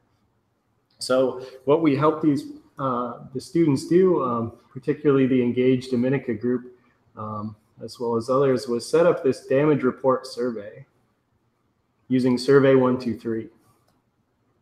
So here, anybody who had any information about particular damage on the island could go and specify a point somewhere here. Say in the city of Rousseau, they knew that a building had collapsed or some bridge was damaged. We could categorize what type of infrastructure had received that damage, what caused it, the degree of damage, as well as a source of that observation. You can attach a photo or video or whatever. Then we also created this interactive damage map using Arcgis Online to then show the results of that. So we had a group from Clemson Mappers and Engaged Dominica here that sort of took the YouTube videos and went frame by frame, especially here in the major city, Rousseau. And I said, I know where that building is, or I know where that street is. We dropped these pins and then filled out what had happened. So in a lot of cases, what you'll see are screenshots out of the YouTube video that show what that damage was. So even within a few days of the hurricane, we were able to build this database of damage all across the island, kind of understand how severe it had been before anybody was really had direct communications there. So Survey123 is a powerful tool to crowdsource your data collection. And here the observations were actually taken in by NASA. They used this data set as well as other sources to validate one of their satellite damage models that predicts impacted areas. So here they had a data set they could compare it or validate it with, which was pretty neat. We also, through ArcGIS Online, you can build a variety of interactive applications. We had a specialized mapping dashboard here for people if they wanted to more quickly map features than through Survey123. They can use this interface to say a road was damaged, add that information. So we'll explore some of the applications available in ArcGIS Online in an upcoming workshop. For now, we're going to analyze something more simple or set up a form to replicate what we had in Collector with the trees. So let's use this interface to try to create that same tree database that we had in Collector. Do both Survey123 and Collector have the same capabilities, and do you prefer one or the other? I think I mentioned this, but I'll point out again, Survey123 is limited in terms of geometry. It can only be attached to a point. And it's form-based rather than map-based. We'll see that in more detail. You can link these to a point on a map, but it's also optional. You can just collect survey information. In terms of what do I prefer, it depends on what I need to do with it. So let's open up a new browser tab and go to survey123.arcgis.com.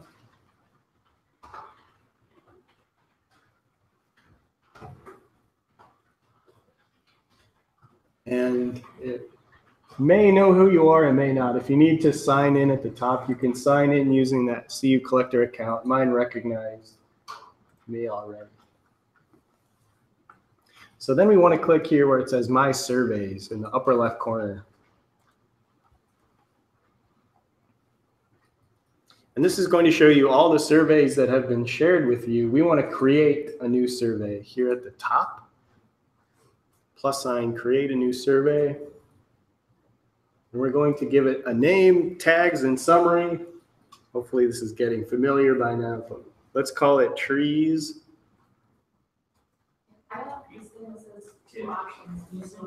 Oh, I probably did this earlier today and it grabbed my default. You want to use, I think it says using a browser.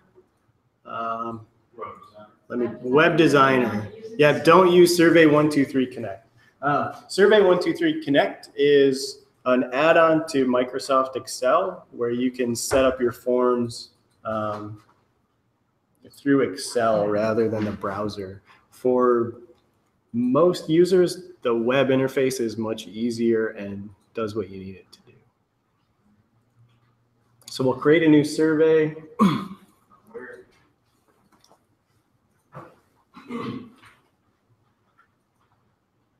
Survey123. Yeah, I can close it out.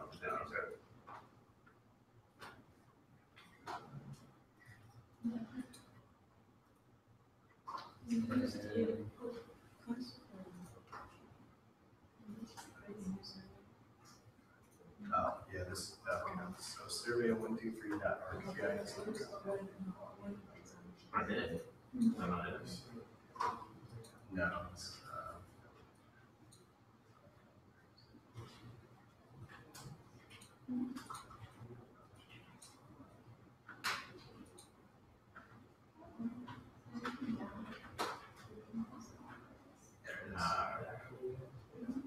they have lots of sites that look similar.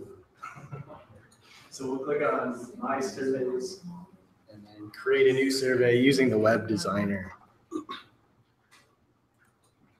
So our title, we'll call this trees underscore at Clemson underscore my initials. So BAL, you can use your own initials. Tags, I'll give it trees. Separated with commas, so Clemson and field data collection.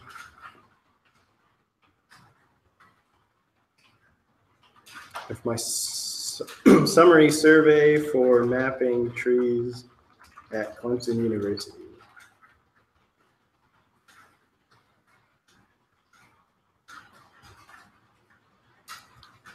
You can then click create.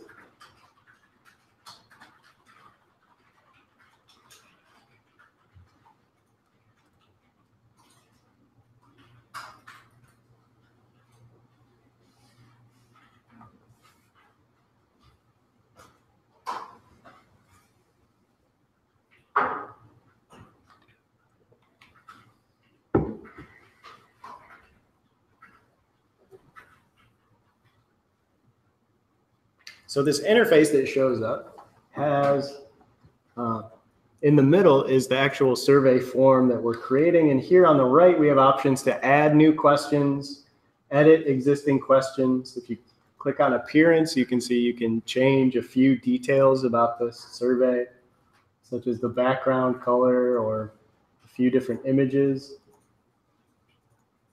You can turn on and off the survey headers, description, and footers. And under settings, there's also a message you can leave somebody after they've filled out your form. You can customize that here. And the default is allow people to submit as many times as they want. You can uncheck that box. If you only want people to submit one record, we'll leave the defaults.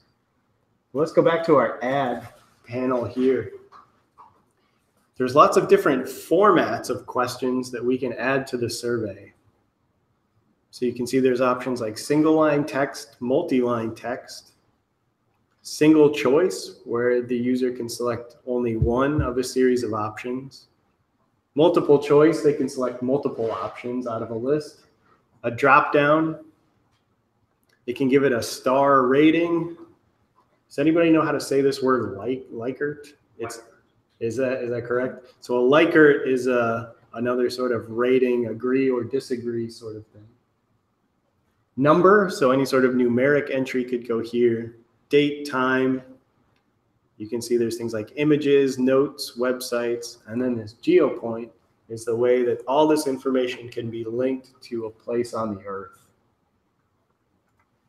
So the way this works is we drag and drop questions from the right and build our survey form here in the center. So if you think back to our trees that we were mapping in Collector, what sort of information did we gather?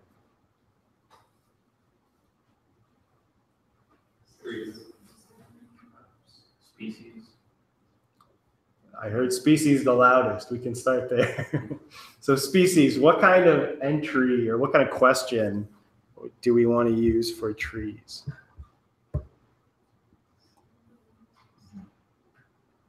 So in Collector, in the example, the user was able to type that in. So this would be probably a single line text question. So I'll click and drag single line text and then drop it here in the space in the middle. And then it shows up called Untitled Question 1. I'll click on that. And then that brings up this edit window. So here we can fill in all the details. So my label, I'll type species.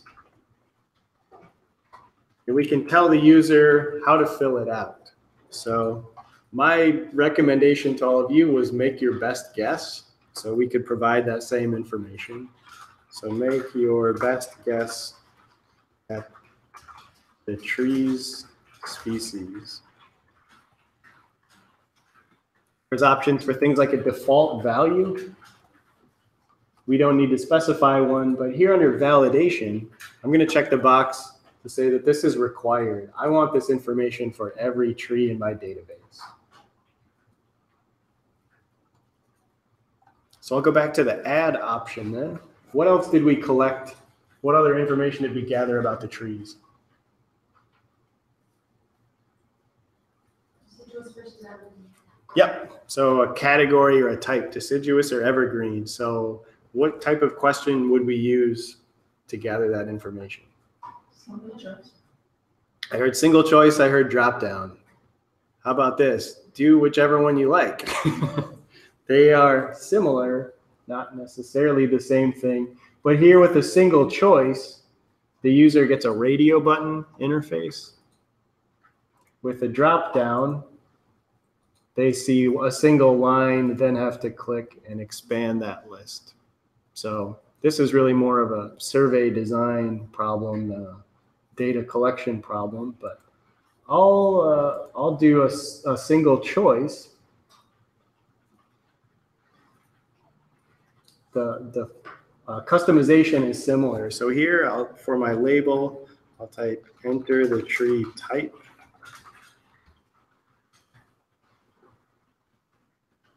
And here under the choices, where it says choice 1, I'm going to type evergreen. For choice 2, type deciduous. I think I spelled that right, deciduous. And I'm going to click the minus next to choice 3 and remove it because I don't have a choice 3. This checkbox that says allow others, if you want people to be able to type in another value, you could enable that option. I don't. I only want it to be evergreen or deciduous, so I'll leave that unchecked.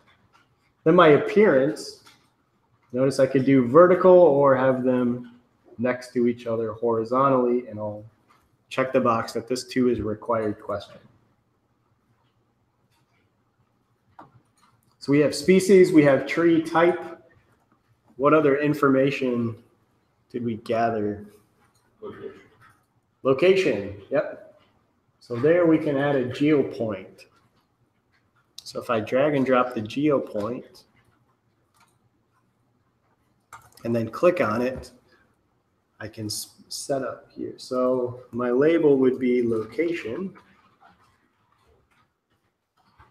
My hint would be drop a pin at the location of the tree.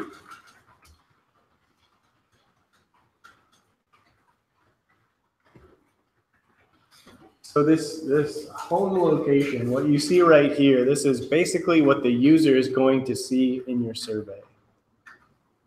So we can specify the base map, and we can also set the home location by zooming in and out on this map. So first, what I'm going to do is try and zoom it into Clemson. This survey is designed for people to map trees around Clemson. I'll start zooming in, drag up to South Carolina, more or less. Zoom in a few more times.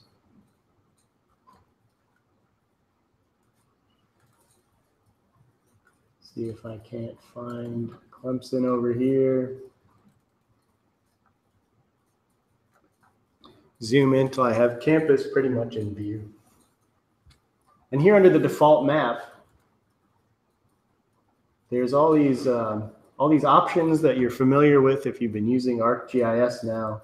One that's particularly useful if you're going to share this with the public is the OpenStreetMap. So OpenStreetMap is a collaborative open source geospatial database that covers the entire Earth. It's not the same type of data everywhere, but if you notice, if you zoom into here at campus, it has things like building footprints, If I zoom in further,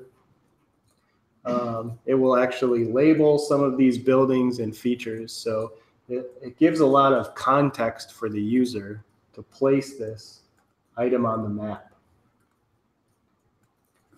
If they're using a phone to fill out your survey, there's also an option that they will see to use the locations device and zoom the map to there. But ultimately, the user is going to determine where to drop this pin. So I'll select my OpenStreetMap, try to frame Clemson here in the center. I'm going to check the box to say that this is a required question. And I see here my map shows up under location. So any other information you'd like to collect about our trees?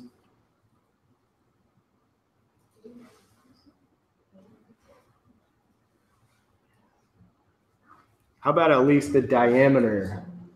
So let's grab a number. So if I click number, let's say diameter. And in parentheses, I'll put centimeters. And so I'll say measure diameter of the tree trunk at chest height. Say that this is a required question. I can specify it has to be an integer or leave it as a decimal.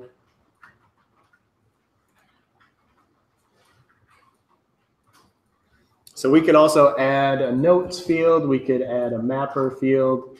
We could have people able to capture images. If you drag and drop the image question, we could say, take a picture of the tree. And maybe leave that one optional. So a few other things I'll point out about the interface, you can drag and drop to reorder your questions. And then if I click on my tree type question, for example, there's this option to set a rule. If I hover my mouse, in the lower right corner is this set a rule.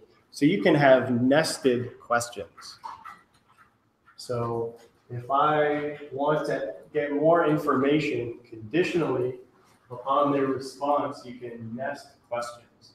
So for my tree type, if it's evergreen, if I want to know if it's broadleaf or flat-leaf, I can set a rule where if they specify evergreen, ask another question. If not, they don't ever see it.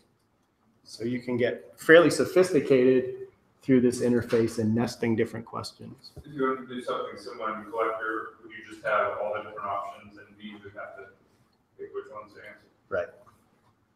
Yeah, in terms of the filling out the form for the user, this can be more sophisticated. Collector is just going to be this laundry list of everything.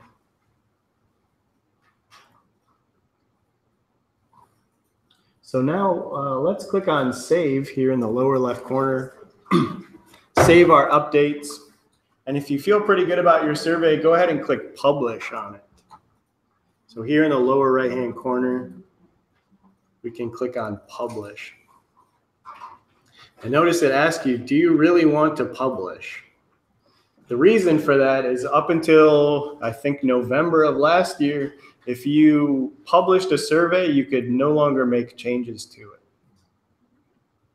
So what we had to do beforehand was write a draft of our survey, save a copy of it, and then publish the copy. If we wanted to make changes to it, we'd have to publish a new survey and then distribute another URL. Here, they've changed it where you can now make changes to the survey with a lot of caveats. And if you search their website, there's a long list of things you can and can't change.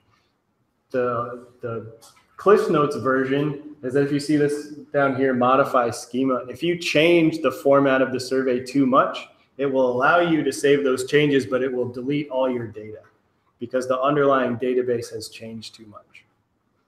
So in the future, if you write a survey and then think I need to change it, through the Survey123 website, they have allowed and not allowed changes. So it's still a good practice to save a copy and then publish it. But we'll just go ahead and publish our survey.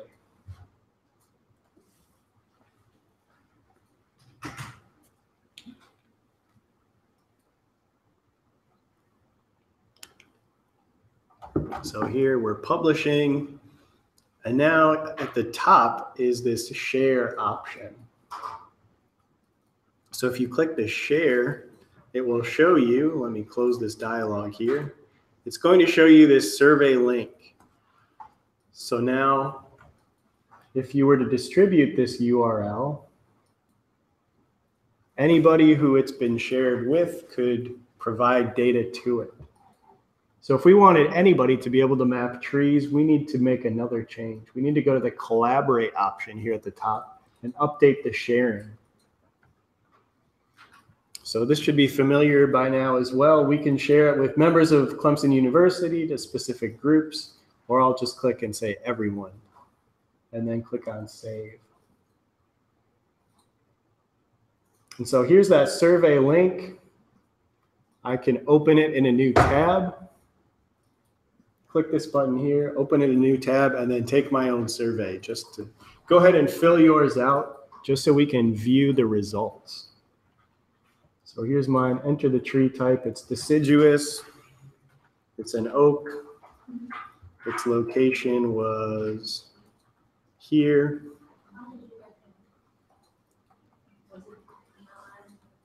So from the, were you on the collaborate option? So right here. Just open survey in a new tab.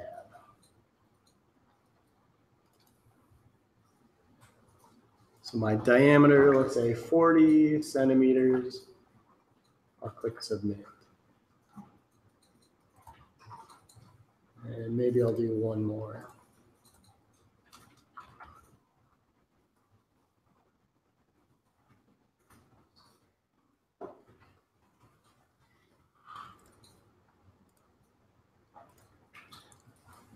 So once you've filled out at least one form, you can go to your data option here at the top. And this is going to show you a summary of the attribute table and then also the map here at the top.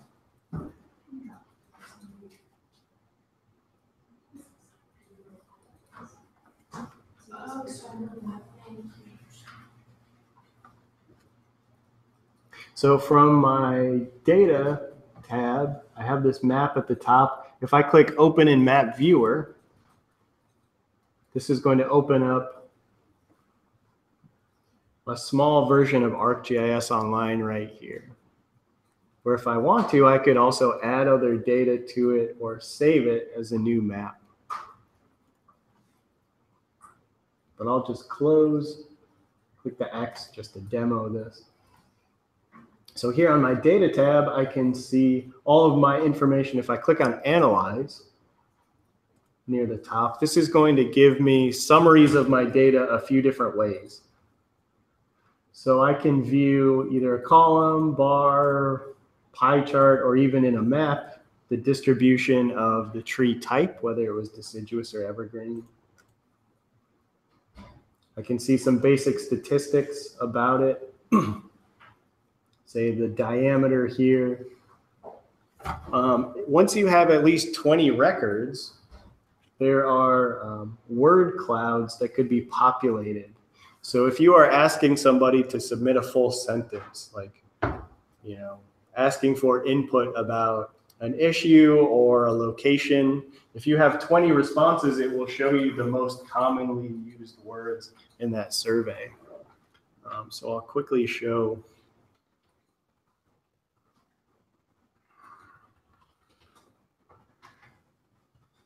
A survey we asked from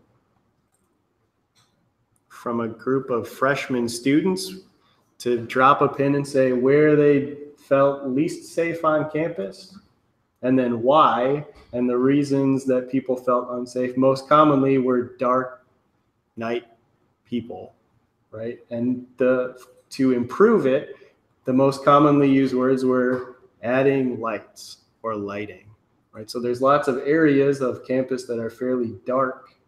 Particularly, we can see over by the stadium next to the cemetery, there were a lot of responses that we got here. Part of that was due to the fact that a lot of the people who took the survey lived in the stadium suites and shoeboxes and walked from the parking lot here to where they lived, but that's where they didn't like to walk. It was too creepy.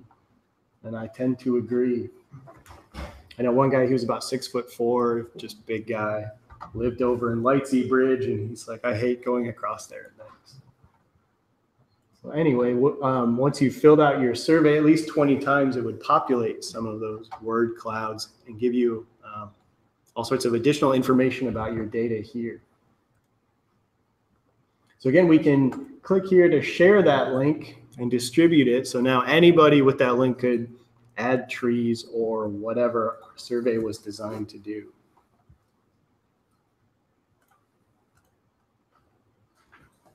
Any questions, comments, observations about Survey123?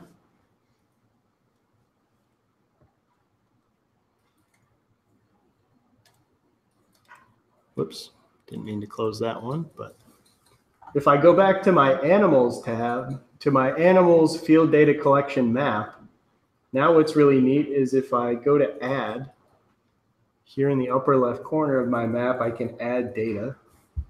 And if I search for layers, here where it says in my organization, I'm going to switch to in and select my content. And now I can see this data set, trees at Clemson _ my initials. If I click on add, it shows those responses I've already made, but now if I save this map, I can pull it up in Collector.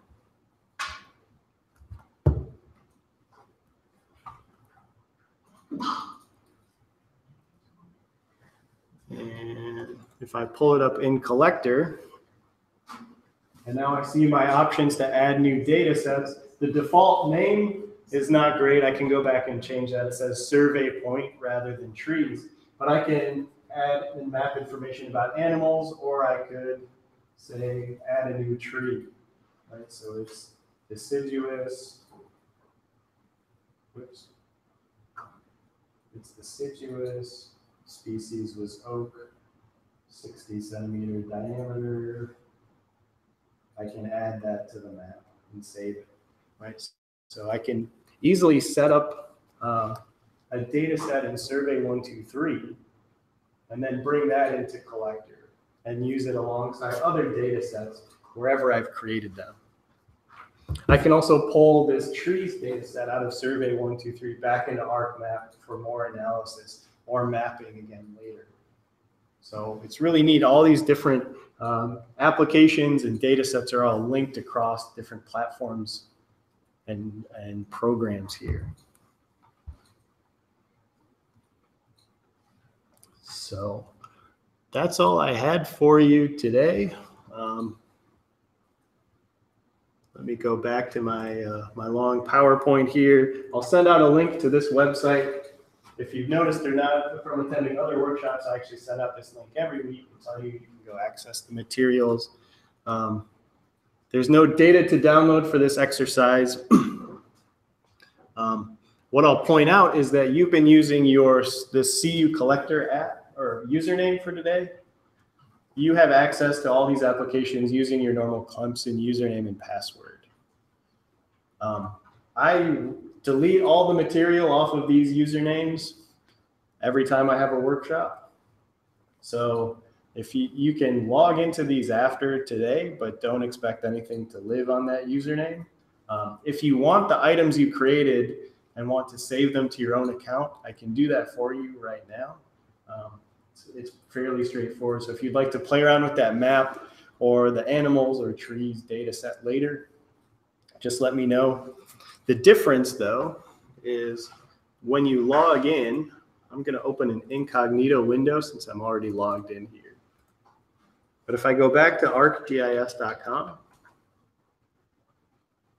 and click on sign in rather than entering a username and password here, I'm going to click sign in with enterprise login. Type the word Clemson in the box, easy enough to remember.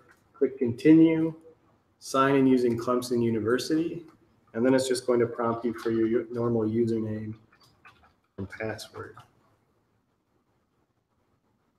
So then you log in, you can see your account, all your content, all the different things on my account here. So that will use your Clemson credentials. That one will last as long as your Clemson username is valid. So, questions? All right. So then before you leave, I would just ask if you could give your feedback at this link. Thanks for coming. Hopefully this was an interesting one, gives you lots of ideas of the ways you can use these different GIS apps out in the field. For those of you who have been attending a lot of these workshops, we're now in number 7 of 11. Next week, I have to remind myself what we're doing is 3D or applications of point clouds and Lidar in GIS. So how many have heard of Lidar before? Several people. So Lidar is a really cool type of data. It's a remotely sensed data that measures and maps the Earth as points, or this cloud of XYZ points. So I'll just Google Lidar here. Show. Oops. I'm sorry, Oh, I've got to catch the That's bus. all right. Thanks. All right. So I'll just go to images here. So Lidar is this remote sensing technology that emits hundreds of thousands or even millions of individual laser pulses that then bounce off of things and get recorded by the scanner and built into this XYZ cloud of points that are very, very high resolution. They have a high density all across the Earth, and we're able to extract very detailed information about, say, vegetation or buildings or hardscape, or also remove all of that stuff and look just at the Earth. So to get some high resolution topography data. So if the default and the standard out there is generally a 30-meter satellite data set, here you have the potential for much higher resolution. So what we'll look at next week is data that were collected for the South Carolina Department of Natural Resources over Clemson's campus, and has on average a 70 centimeter resolution. So we'll show you what those data are, how they're collected, how to bring those into ArcGIS, and how to use them for a variety of workflows. So we have a few other topics coming up in the series. Hopefully see you all in the next few weeks again. So enjoy your weekend. You have a few extra minutes here. Go out and enjoy the weather. So, thank you. Wait, how did you get the survey?